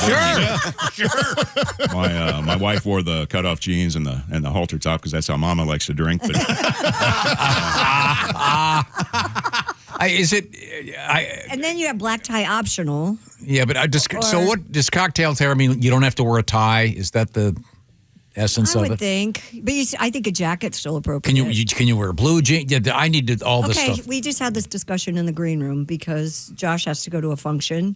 Yeah, I have a wedding in January. And he's going to wear a nice suit jacket and a shirt, a Button dress down. shirt, and jeans. And he said, "Is that appropriate?" And I said, "Of course." Ralph Lauren does it all the time. In fact, Ralph Lauren will do it with a tuxedo jacket. Yeah, but he's Ralph Yeah, but I'm Lauren. built like Ralph Cramden.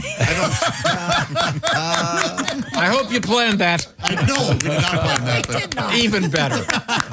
No, I think you can pull that off. I think it looks very classy. And Thank very you. I'm nice. hoping the bride agrees. Yes, absolutely. Dress jeans and both a nice, Pat and I go no. Yeah, she won't agree. Yeah, I agree. I think it's a good I'll look. check with her. You know what? She and I have the kind of Do you have any? relationship I can ask. Do you have any black jeans?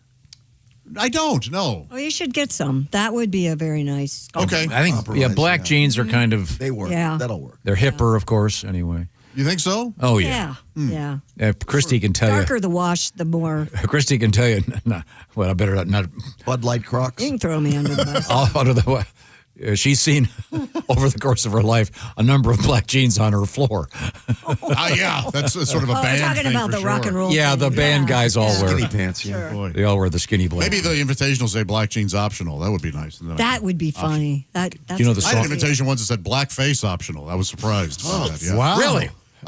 Not many people opted for it. Yeah. Yeah, that's become a less popular Halloween costume as well. Yeah, well, I think we've. Yeah. Some prime ministers, I think, taught us that. Yeah.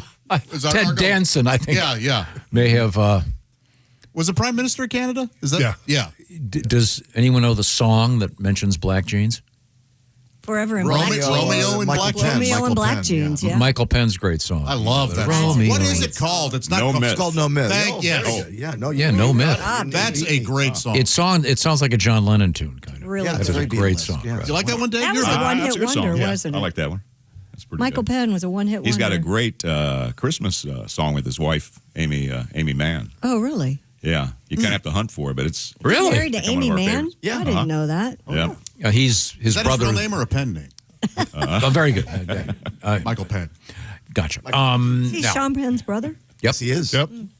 Yeah, he's been in here. I Yes, didn't he know has. that. I had no idea that was Sean Penn's brother. And then by that, Chris Penn's brother. Yeah. Yep. Wow. Let's see now. Not Crispin Glover, Chris Penn's brother. Pig Pen from Grateful Dead, an uncle. I had no idea that they were all related to See how it Pig ties Penn. together? It's like a tapestry. Yeah, it does. Yeah. Okay. There's a good. short kid, right? A men pen? No? What in the hell's happening here? Nothing comedic. Yeah. And his Uncle Epi. You should have stopped 4 voices ago. Would have been okay. You really nailed it with Boy, that. his Uncle Epi is allergic to everything. isn't he?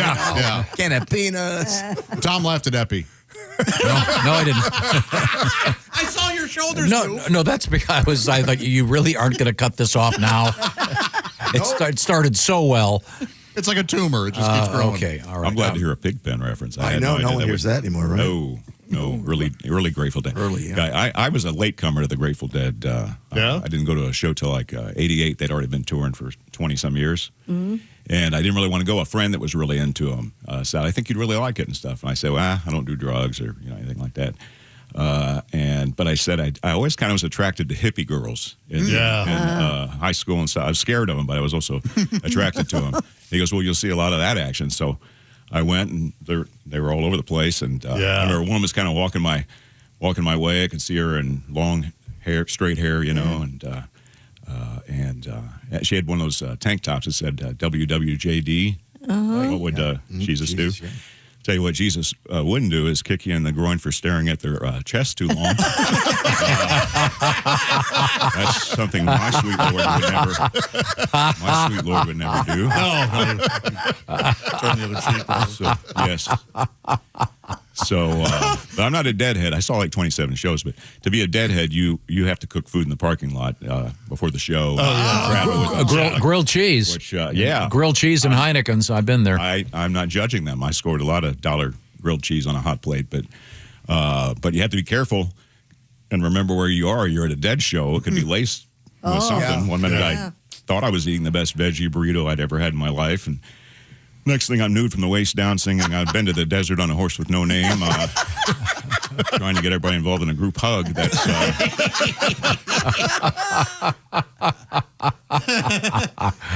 well, let's move forward here. Very good. Our guest is comedian Dave Dugan. We're going to hang out with Dave. We forgot to do Today in History. Again? Can we do a little bit of it anyway? Sure. Yeah, I'd like to hear about it. Okay. Also, coming up, we have not now. Not now. In a minute, we'll do it. We have an interesting story about jazz in the news. If you're a jazz fan, sure. I feel kind of bad for the musicians and a gig is a gig, as they say. Mm-hmm. But this is a rather odd gig, and you'll find out about that. We also have my favorite story of the day involves. Do you have a cat, Dave? Yes, we do. We have everything. We have a cat. We have a dog.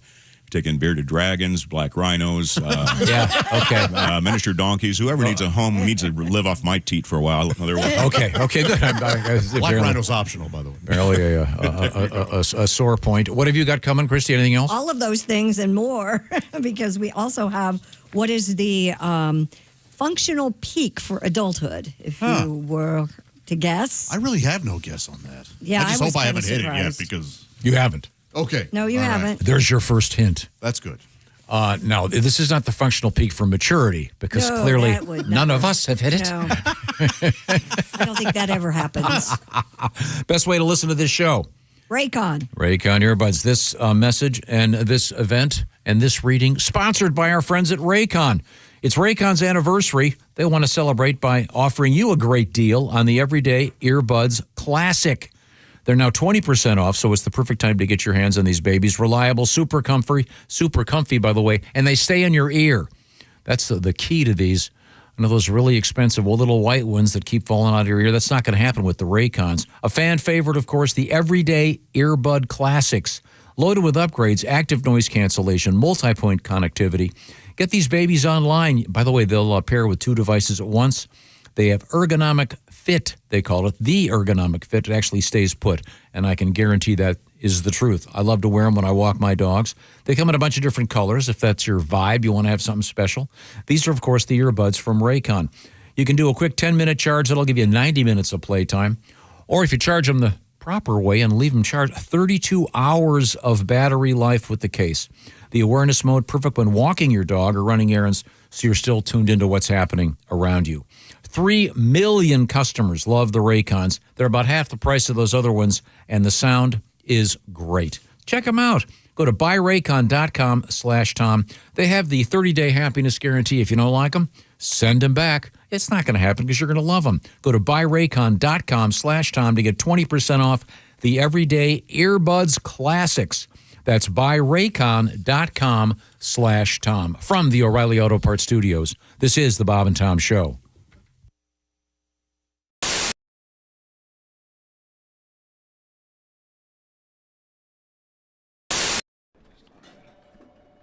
Hey, chick, what are you doing?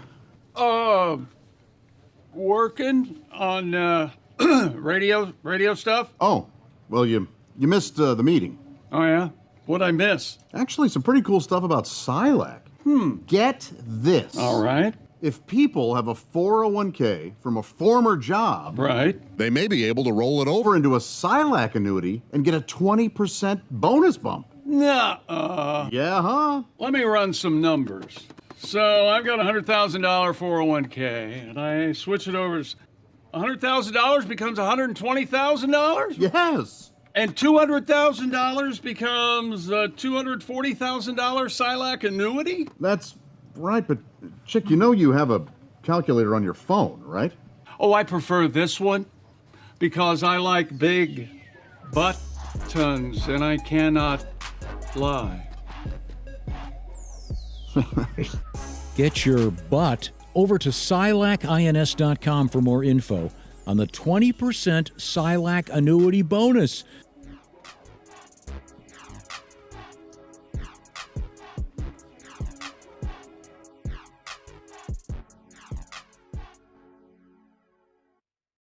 Now I know we're gonna try to do the big orchestrated version of Fred at some point. Are we? And we doing that now? Okay, so we're getting the. Are we ready? The official. Y'all just tell me. I'll go. We got the official Fred. Are the Fred singers out there at this point? We have to get some singers out here for this one. This is a song. This is actually the first Hello, Wendy. experience that Rodney had with the Bob and Tom Band and Orchestra, and we brought Rodney in and did a recording of this song, which ended up being what the deal that got Rodney his record. Yeah, I record guess. deal. I can remember the first time I did the show, and I did like 2 hours of this, and of everything I knew. And then I remember you asking me, well, you got anything else? And then I said, I got this stupid Fred song. And then that was the thing that kind of stuck. And out of all the things, and if I don't sing it, by God, I hear about it too at the shows. You son of a bitch, I drove 400 miles to hear you sing the Fred song. Looks like you're going to be doing it a cappella in my pickup truck. How many of the Fred singers do we have out there? Do we just have Wendy? Because we have no idea where the Fred singers are. Well, there's one. Okay. I'm not sure there is any. Okay, well, I know I can sing part of the Fred song. I can do it from right in here. Okay. You wanna, sure. Fred. Got That's it. Fred. Very good. We can all sing. I think we all know this one, so everybody sing their Fred part. Willie got to a town. He met a woman in a nightgown. She was wearing a brown telegram. Well, her name was. I didn't know what her name was. I got you, didn't I, boys? Listen, let's stop for a second. I didn't know what her. You guys want to try that again? I didn't know what her name was. So. It's like Haywood meets Rodney. I think I waited a little too long to come in on the end there. All right, hold on. Well, we got. Didn't know what her name was. I didn't know what her name was, so we just called her Fred. There we go. Oh, now Fred's riding, Fred's riding, Fred's riding, Fred's riding, Fred's riding, Fred. That song was written under the influence of alcohol and a few other things I can't tell you about on the radio.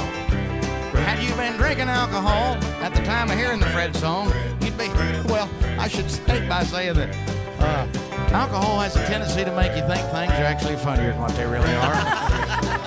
Had you been drinking alcohol at the time of hearing this Fred song, you'd be laying on the floor right now laughing your ass off. Saying the same thing I'm saying. Why the hell's he singing the Fred song? Fred.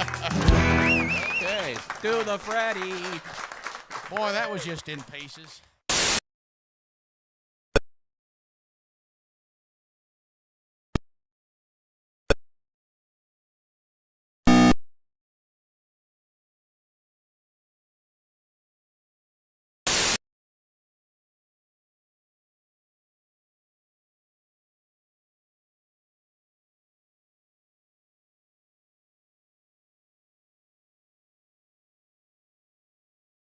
Bob and Tom Show live from the O'Reilly Auto Parts Studios. Think O'Reilly Auto Parts for all your car care needs.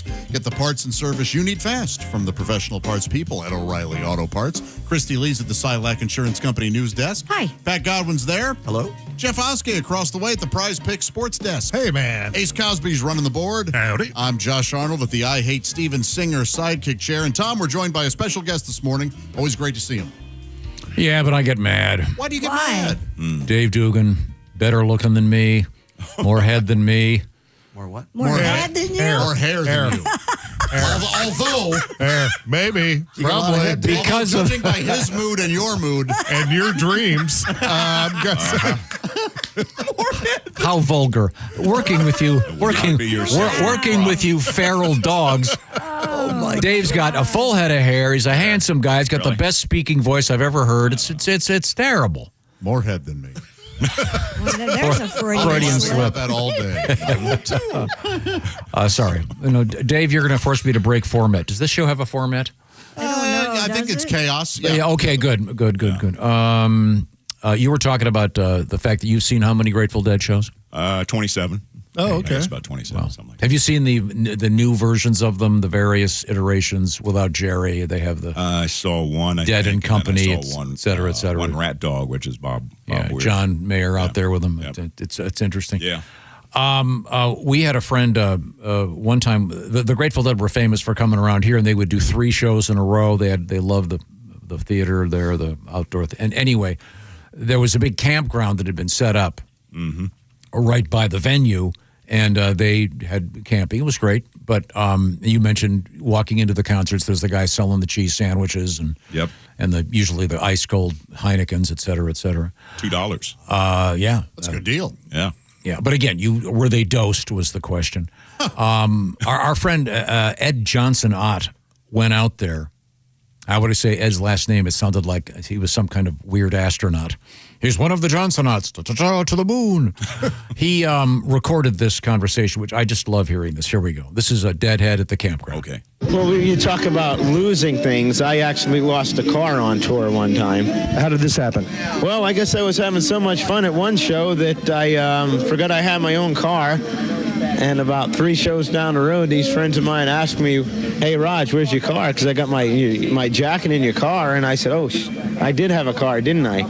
So it was probably sitting wherever it was that I abandoned it. But I was having a lot of fun, and car's a small sacrifice if I get into shows. It's an interesting attitude. And I'm not above that. I'm often I forget, where I parked and that kind of thing. And often can't find my way out of parking lots. Even though I grew up in the 70s, I just never got into the drug culture. That was the decade of sex, drugs, and rock and roll. Oh, sure. Oh, sure, yeah. 1 for 3 for me because I could listen to the radio anytime I wanted to.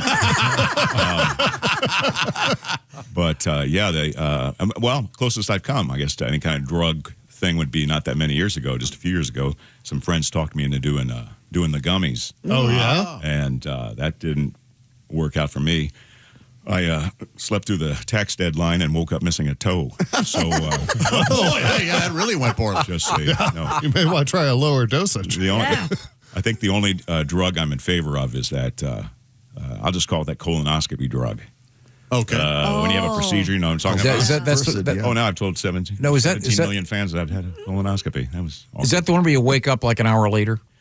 Well, you're not completely under in a way. It's called Twilight. Twilight sleep. Yes, propofol. I just remembered it. Propofol. Yeah. Oh, that's the one that took out Michael Jackson. Yep. Yeah. Oh, yeah. I thought it was on the Conrad Murray cocktail. I woke up singing "Beat It" and asking if I could see Tito.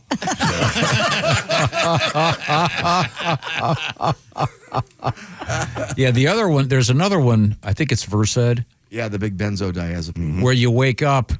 And you're walking around and talking, and then you don't remember anything. That's the one you got to be careful of. Yeah. Yeah, but they also they'll tell you stuff, and you have no memory of it. So it's right. I don't know why they bother telling you. It's kind of a truth serum. Yeah. You're sitting up and answering questions. Yeah. Okay. Now we've broken our format, so might as well continue that. Shall we do Today in History, Christy? Sure. Go ahead.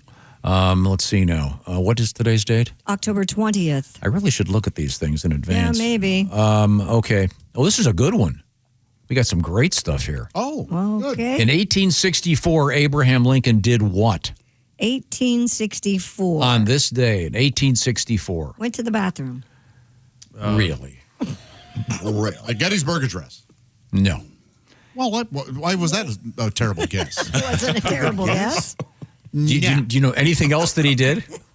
Yes. He wrestled his roommate nude. No. Yeah. He declared what a national holiday? Thanksgiving. There you go. Thanksgiving. He made Thanksgiving a national holiday. He made a famous speech, and he declared that the day after Thanksgiving would be known as Black Friday. That's right. And they had a sale at the general store right down from the White House. Many say he was in the pocket of Big Turkey. I think no doubt. Now, this is one of my. I wish Chick were here because he hates this story. You wish Chick were here? Yeah. Okay, I'm going to see who might know this. I bet Godwin does. Okay, Pat. On this date, something famous happened for Dick Fosbury. It's the flop. It's the high jump. Yep. Yes. Of course he would know that. I was a track guy. He was a track guy. Held He was my a pole pole vault record for vaulter. 22 years. Yeah. Prior to Dick Fosbury, they called it the Western Roll. You'd approach the high jump bar, but Dick Fosbury turned around and jumped backwards, single-handedly revolutionizing an athletic event. Right. I think it's very impressive. Chick always goes, big deal. He died just a couple years ago, but I mean, a great athlete. But I always felt bad for him because put him in the casket. In his later years, he'd be having sexual dysfunction issues, and his wife would go, "Oh, the Fosbury flop again." Okay, no. I used to high jump, and I was a track cross country guy. Really? Oh, you were? And I used to really be a good jumper. I don't mean to brag, but no, it's all kind of turned around. I have to, I get a little nervous trying to negotiate the shower curb at this point. That can be tough. It wasn't that high yesterday. Just realized something. They called it the Fosbury flop. His name was Dick Fosbury. Glad they went with the last name. Yeah, yeah. Once again, the Dick flop. 1973. 1973, the Sydney Opera House opened. Anyone? Oh, sure. Yeah, over there in L.A. Looks all cool. In Australia? Right off the coast of L.A., isn't it? Yeah. Well, a ways away off the Named after coast. Sidney Poitier. And this is one of my favorite things. The Monster Mash. You mean the Graveyard Smash? Yes, it became number one on this date in 1962. Now, it caught on in a flash. I don't know if you guys knew that. Now, Mr. Oskey, do you know who does the Monster Mash? I have no clue. Who is Bobby Boris Pickett? Bobby Boris Pickett. Now, is he with the Crypt Kicker 5? So I could get some Is the Crypt Kicker 5... that's his backup band. Yes. But he references the Crypt Kicker 5. But are they listed in the title? I don't think so. I think that's a fair question. What if you were in the 5? Wouldn't you be upset about that? You know, a young Jimi Hendrix was one of the Crypt Kicker. I believe he was with James Brown. What's interesting about this, I always wondered if Boris Karloff got a royalty. I doubt it. Because impression, right? He goes to tell them Boris sent you. The answer is no, but Boris Karloff actually liked the song. Boris Karloff, of course, famous for playing the Frankenstein monster, among many other horror films. There's a great photograph floating around the internet. Have you seen that one of Boris Karloff having lunch? Oh, I love that. Yeah, he's sitting in the chair in the full makeup and smoking a cigarette. Yeah. But Boris Karloff actually liked the song, and somewhere out there floating around is a video of Boris Karloff singing it. How about that? But Bobby Boris Pickett is no longer with us. Of course, he was a DJ, wasn't he? At one time, he was he was an actor wannabe that was in a cover band, and he started talking like Boris Karloff as a joke between songs. And one of his bandmates said, "Hey, I've got an." They wrote the thing. His brother Wilson thought that was very funny. Bobby Wilson Pickett? Wilson Pickett. Wilson Pickett. Please keep up. If we're going to trudge through ancient swamp, I need you. They say that this song generates estimates between $500,000 and $1 million a year. What? What am Yes. I doing wrong? Yeah. Yeah, you need to write a Monster Mash, Man, dude. that's like your favorite novelty song. Oh God, I love that song. I just, it's just so good. Anyway, it was number one in this state many, many years ago, and it 62, that's what it was. resurfaces all the time. Now, that's the last interesting thing that happened on this state. Unless you want to hear about, in 1955, Harry Belafonte recorded the Banana Boat song. Well, who doesn't love that? And this time of year, you got Beetlejuice on all the time. That's famous. In Doesn't say what day of the week it was. Day-o. Day of the week.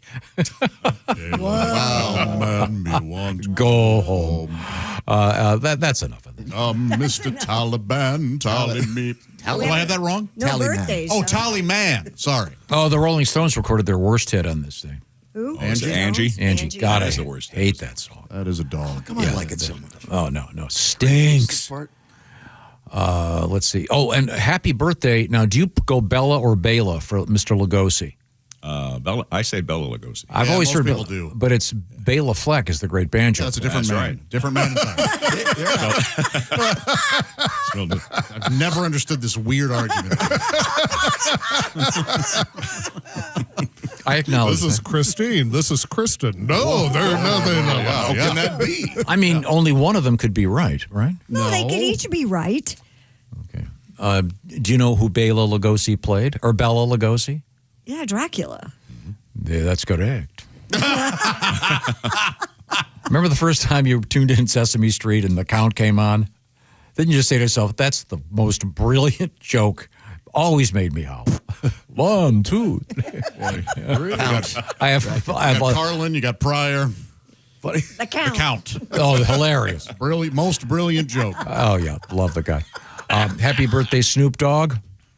And lastly, happy birthday, John Krasinski. Now a action hero. Yeah. Of all. He's cool. He's really cool. Yeah. No, that'll do it for today in history. We're We get married to back. Emily Blunt, right? Yeah. Yeah. Every Emily, your thoughts on Emily Blunt? Well, he wrote her a poem last Valentine's Day. He got kicked out of the house. Christy Lee, what else is happening at the Silac Insurance News Desk? A California woman was shocked to see her cat add a dead mouse into her soup as it was cooking on the stove.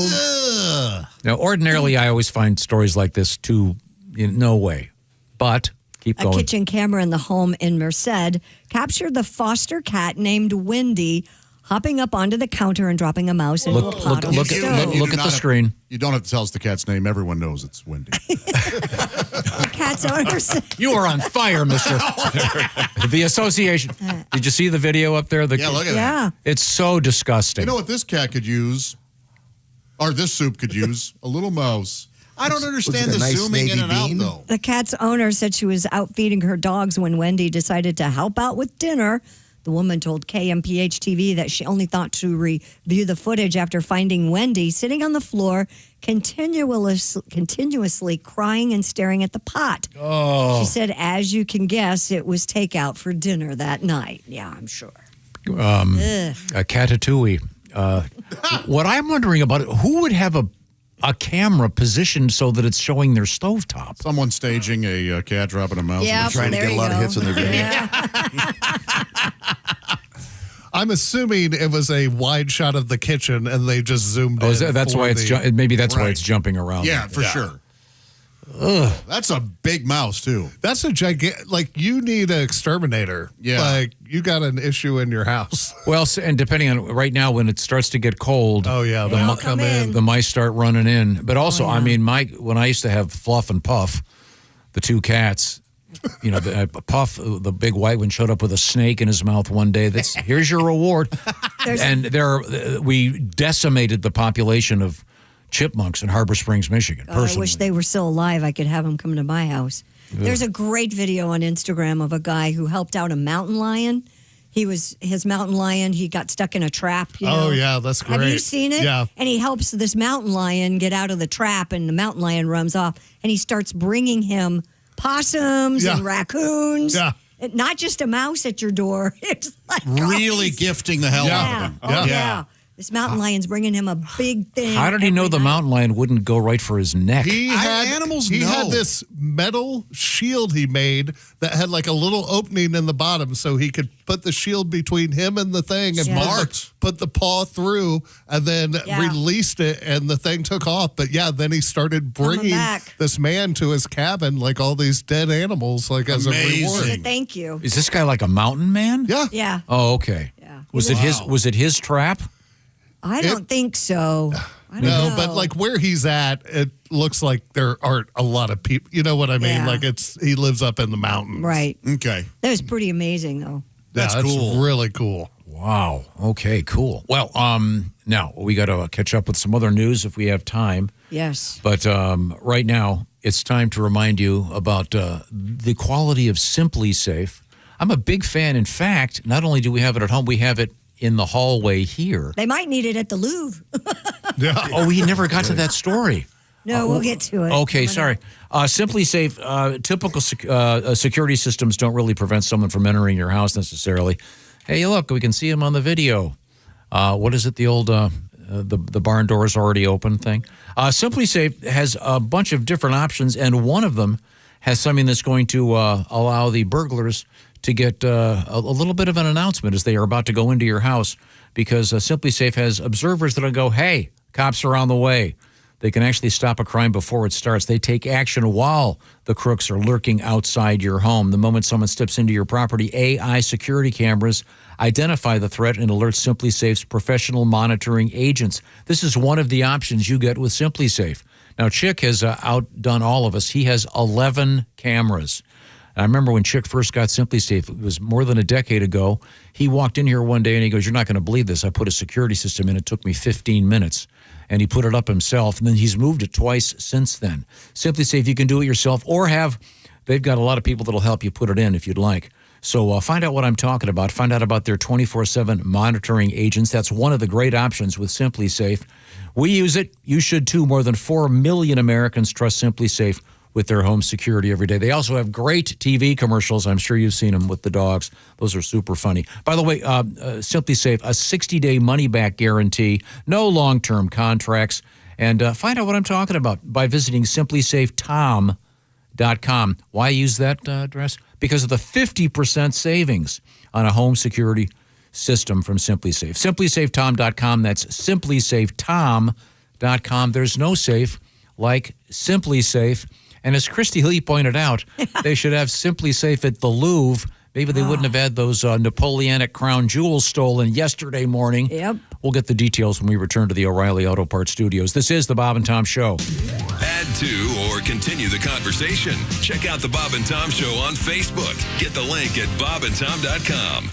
This is the Bob and Tom Show.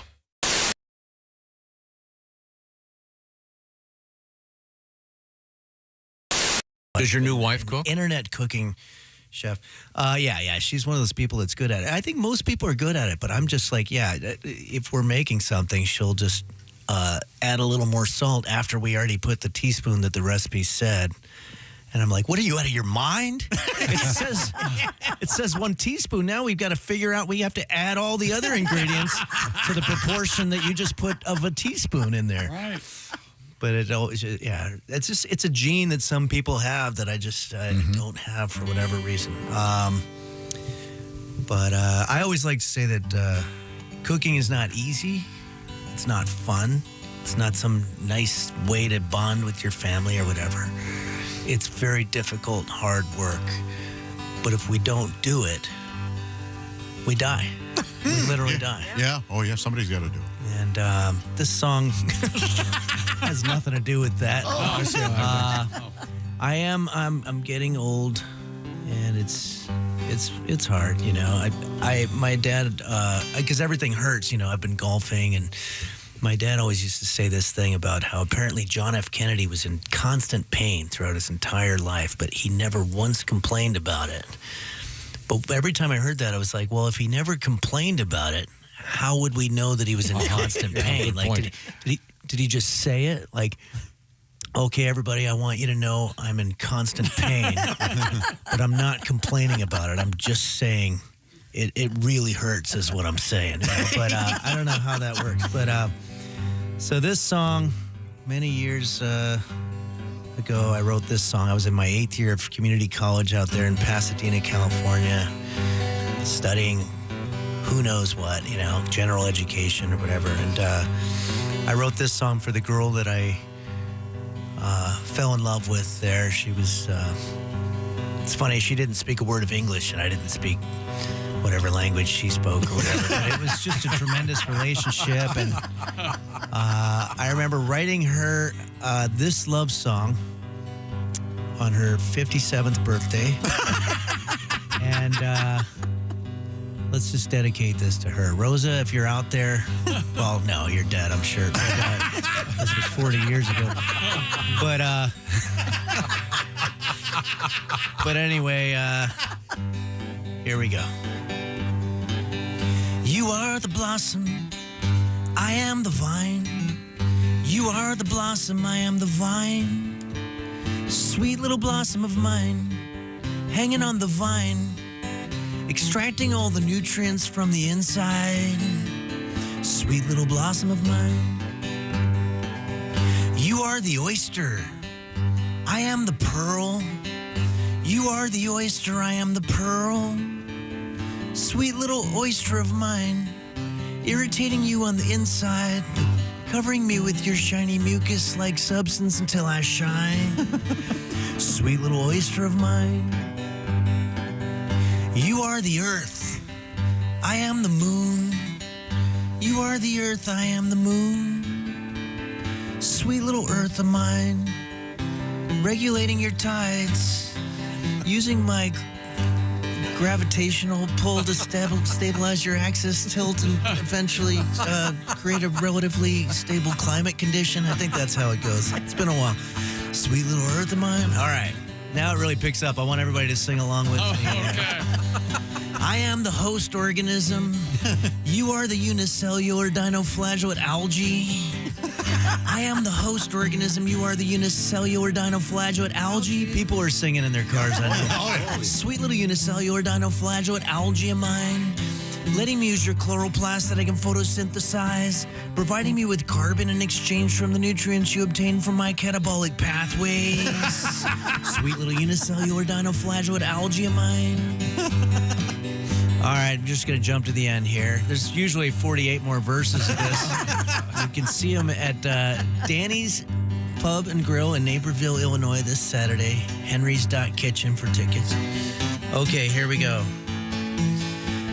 You are the Elvis. I am the Colonel Tom Parker. You are the Elvis, I'm the Colonel Parker. Sweet little Elvis of mine, right there by your side. Pulling your bloated 250-pound cocaine and barbiturate saturated body out of the bathtub to keep you from drowning in a puddle of your own vomit so I can sell more records. Sweet little Elvis of mine.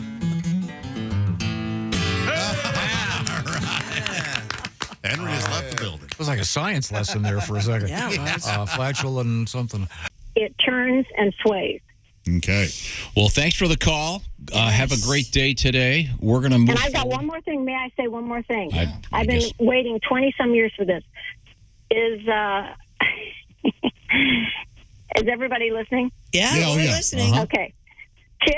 Go back 20-some years, 1998, Fort Wayne, Indiana, all weekend with me. What? There we go. Yes.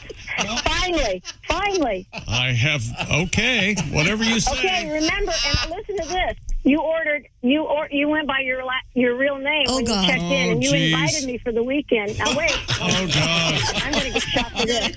And you ordered grapes and Miller Lite beer. Yeah, that sounds like me, all right. That's right. Yep, that's me, okay. Okay, Deborah, we got to go here. Christy, give me the teaser. That couldn't have gone better. Yeah. Somehow I blame you. Boy. Where do we go from here?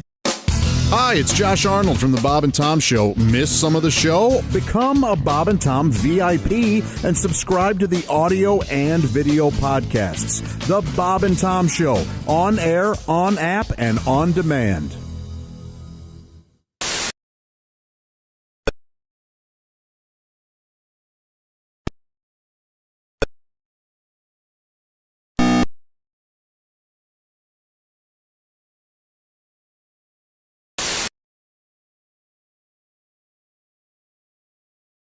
Details coming up in a few minutes. Hey there, Bob and Tom Show, live from the O'Reilly Auto Parts Studios. Christy Lee's at the Silac Insurance Company news desk. Pat Godwin's being silly with his glasses. Hello, Joe. Little Charles Nelson Riley action. There's Jeff Hoskey at the Prize Pick Sports Desk. Hey, man. Ace Cosby's there. Hello. I'm Josh Arnold, the I Hate Steven Singer sidekick chair. And there's Tom. Tom, we're joined by one of our favorite people. Comedian Dave Dugan. Davey. He's great. And I'm looking up something. Oh, Dave has a Stanley. Did you notice that? I do. He does. Yeah. Yeah. Are you aware I of didn't know that? it was a Stanley. Yeah, that's become the new parlance. Wife got that for I didn't know. When you were a kid, wasn't it called a thermos? Yes. And that's Still call it that. that's apparently also a name brand. Yes. So it's like one of those things where you call a Kleenex instead of a tissue. But I still call it thermos. Yeah, me too. That's not really a thermos. Unless it's a name brand thermos. Yeah. Oh, okay. Yeah, but, World's confusing place. It is. now, I don't know if thermos Wouldn't makes wanna one live that, there. I mean, the key to those things is the fact that it narrows at the bottom. Mm-hmm. So Does thermos make a tumbler? I'll find out. So you, I'm sure they do. You They call have it a tumbler? Many people do. Yeah. Now, when we were growing up, like, how much water were you consuming a day as a child? How much came out of a hose? Yeah, or out of a water thirsty. fountain like twice a day. Like, our kids are the most hydrated, like, generation ever. Yep. They go to school all with a have to bottle. carry Yeah. But for water. the better. That's If they're true. drinking the right stuff. But, I mean, we all made it. Yeah, I know, but now. Have you ever seen Josh in the morning? He walks up to our water machine. And what is that, a 1 gallon? How It's big is 120, what the hell is it? Liters. I forget, but it lasts me all day. You haul that thing around? Doesn't the water get warm throughout the day? So it's fine. Yeah. Okay. All right. Well, Warm water, or the room temperature water is better on your digestive system anyway. So I was trying to find out what the name of the drug was for during colonoscopies. Yeah. It's Versed. There's a whole bunch of There's them. a bunch of, it depends on your doctor and who Yeah. does it. My doctor uses Versed. Well, good for him. Ask for propofol. I even asked for that in liquor stores now. that's the way. Yeah, this one, number 1 is propofol. Number 3 is nitrous oxide. Then there's a bunch of them that sound like they're nuclear. Rocuronium, succulentolin or something. Not that. Morphine, remifentanil. This is Hammer to the head. Yeah. Okay. So colonoscopy. I have a terrible insurance plan. That's what I do. But I know. Got many plans here. Well, one of them. I think it's the. I think it's Versed. Isn't that the one where it's like the truth serum? Yeah. You're kind of half awake and you answer questions, but you don't remember anything. You got to have for the right person pick you up from that. So I mean, Is that the one they give you when you get your wisdom teeth out that causes is the kids exactly to right. make all the funny sayings? Yeah. I just know the last time I was like in this fog, and all I remember was the nurse asking me for my Netflix password, which I thought was weird. Now, we've promised to do this story about the big heist. We forgot to do it. Yeah, thieves have stolen priceless Napoleonic jewels from the Louvre Museum in Paris. The daylight heist occurred about 30 minutes after opening, unfolding less than 30 yards away from the Mona Lisa. Several intruders entered using a basket lift stationed outside a window, which they then forced open. They smashed display cases to remove several items from the Apollon Gallery, where the crown diamonds are displayed, before fleeing on motorbikes. There were 2 guys dressed in construction vests that were outside on the basket lift, and then the 2 guys that ran inside and then stole the jewels within 4 minutes. That took them like 4 minutes to And do this. these are the Napoleonic crown jewels, not the ones you associate with England. But Right. This is obviously in France. Yes, the culture minister, Rashida Dati, described the theft as professional, a 4-minute operation. The Louvre was closed for the rest of the day for a forensic investigation.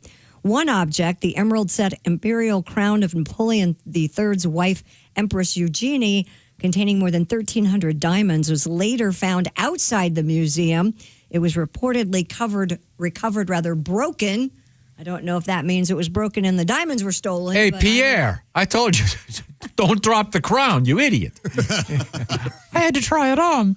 I say they keep them. They pulled it off. Those in the know say this kind of a heist, those diamonds and those jewels are already taken apart and already being cut down and sold other places, and they will never be replaced. Okay.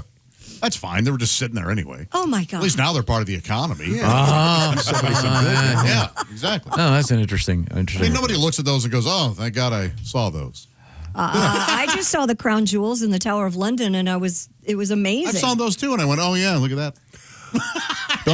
But don't they occasionally take those jewels on and wear them for events? And they're sometimes. surrounded by Crowns and bodyguards. stuff, yeah. I wish I was smart enough to be part of a heist. Well, you and I have a scheme that involves construction. Oh, yeah, we're not going to talk about it. Yeah, but we legitimately do have something. Are you serious? Well, these guys are going to. They have to unload this stuff, so I'm sure it's probably on Le Facebook Marketplace. Le Facebook Marketplace, Pierre. I told you, don't put the Napoleonic jewels there, you idiot. What are you brewing up? What's your plan? You going to key my car again? No, not again. Not No. again. We got enough laughs out of that. Okay. Yeah. I have a just question. Your reaction was priceless. If they caught these guys, and I'm assuming it's guys, if they caught these guys, did they own the movie rights? George Clooney does, I think. Automatically, yeah. What's that movie? I don't know. Does anyone own the name Ocean's Once? Doesn't really have that. Once de Mar. The 11 of the sea. Yeah, I don't speak French. I'm sorry. But these guys got in and out in 4 minutes. Yes. And did you see that they're being hired by NASCAR for the playoffs? Who are these guys? But right we in want broad 'em. daylight, they bring this construction crane right up there in front of everybody, Pretty pull awesome. the thing up to the window, climb up the. I mean, Yeah. You nobody look like said you're supposed to anything. be there. Nobody questioned. Yeah, exactly. It's like the old carry a clipboard thing. Thank you. Yeah. Exactly what I was. Look gonna like you say. know what you're doing. Or a ladder. I mean, that can get a little cumbersome, but you carry a ladder, everybody thinks you're working on something. Yeah. Especially like on the subway. I go to the movies for free all the time. By carrying a ladder. If you put on, you could have put any kind of vest that looked with the words gas company on it. Yeah. Carrying a clipboard, wearing a hard hat. Oh, yeah, you're getting and you walk in. Yeah, I was sent by Mr. Johnson. You're in. They're not going to go, well, this movie's rated R. Let me see your ID. There's a gas leak in Taylor Swift's dressing room, sir. yeah. I gotta check. Yeah, okay. Well, thank you very much. Dave Dugan. Thank you very much, Dave. Great stuff. It's Thank always you. it's always a pleasure. Nice to see you all, and I didn't know how I was going to go. I left my car idling, so appreciate being here. At least you cracked the window for your wife. Yeah. Now, where do people find Dave Dugan online? Do you mean like a website or YouTube? I don't know. You can go on YouTube. You're you. Tell me more. You can. you Oh, have a you're asking website? for me to do Do you a have like a little self-promotion. DaveDugan.com or something? I did not know that's what we were doing.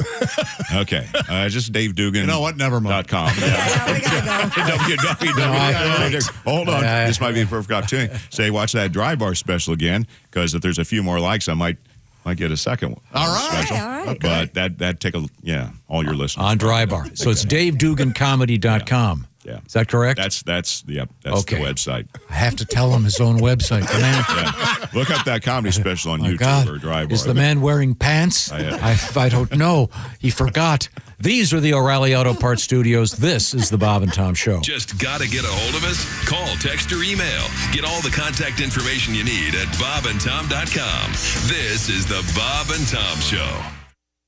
Hi, it's Tom, and it's Champion Windows Fall Mega Sale. Buy 2 windows, get 2 free. Cooler weather is coming, so don't let drafty, hard-to-open windows keep driving up your energy bills. Champion makes it simple, from design to installation, all backed by a lifetime guarantee. Their company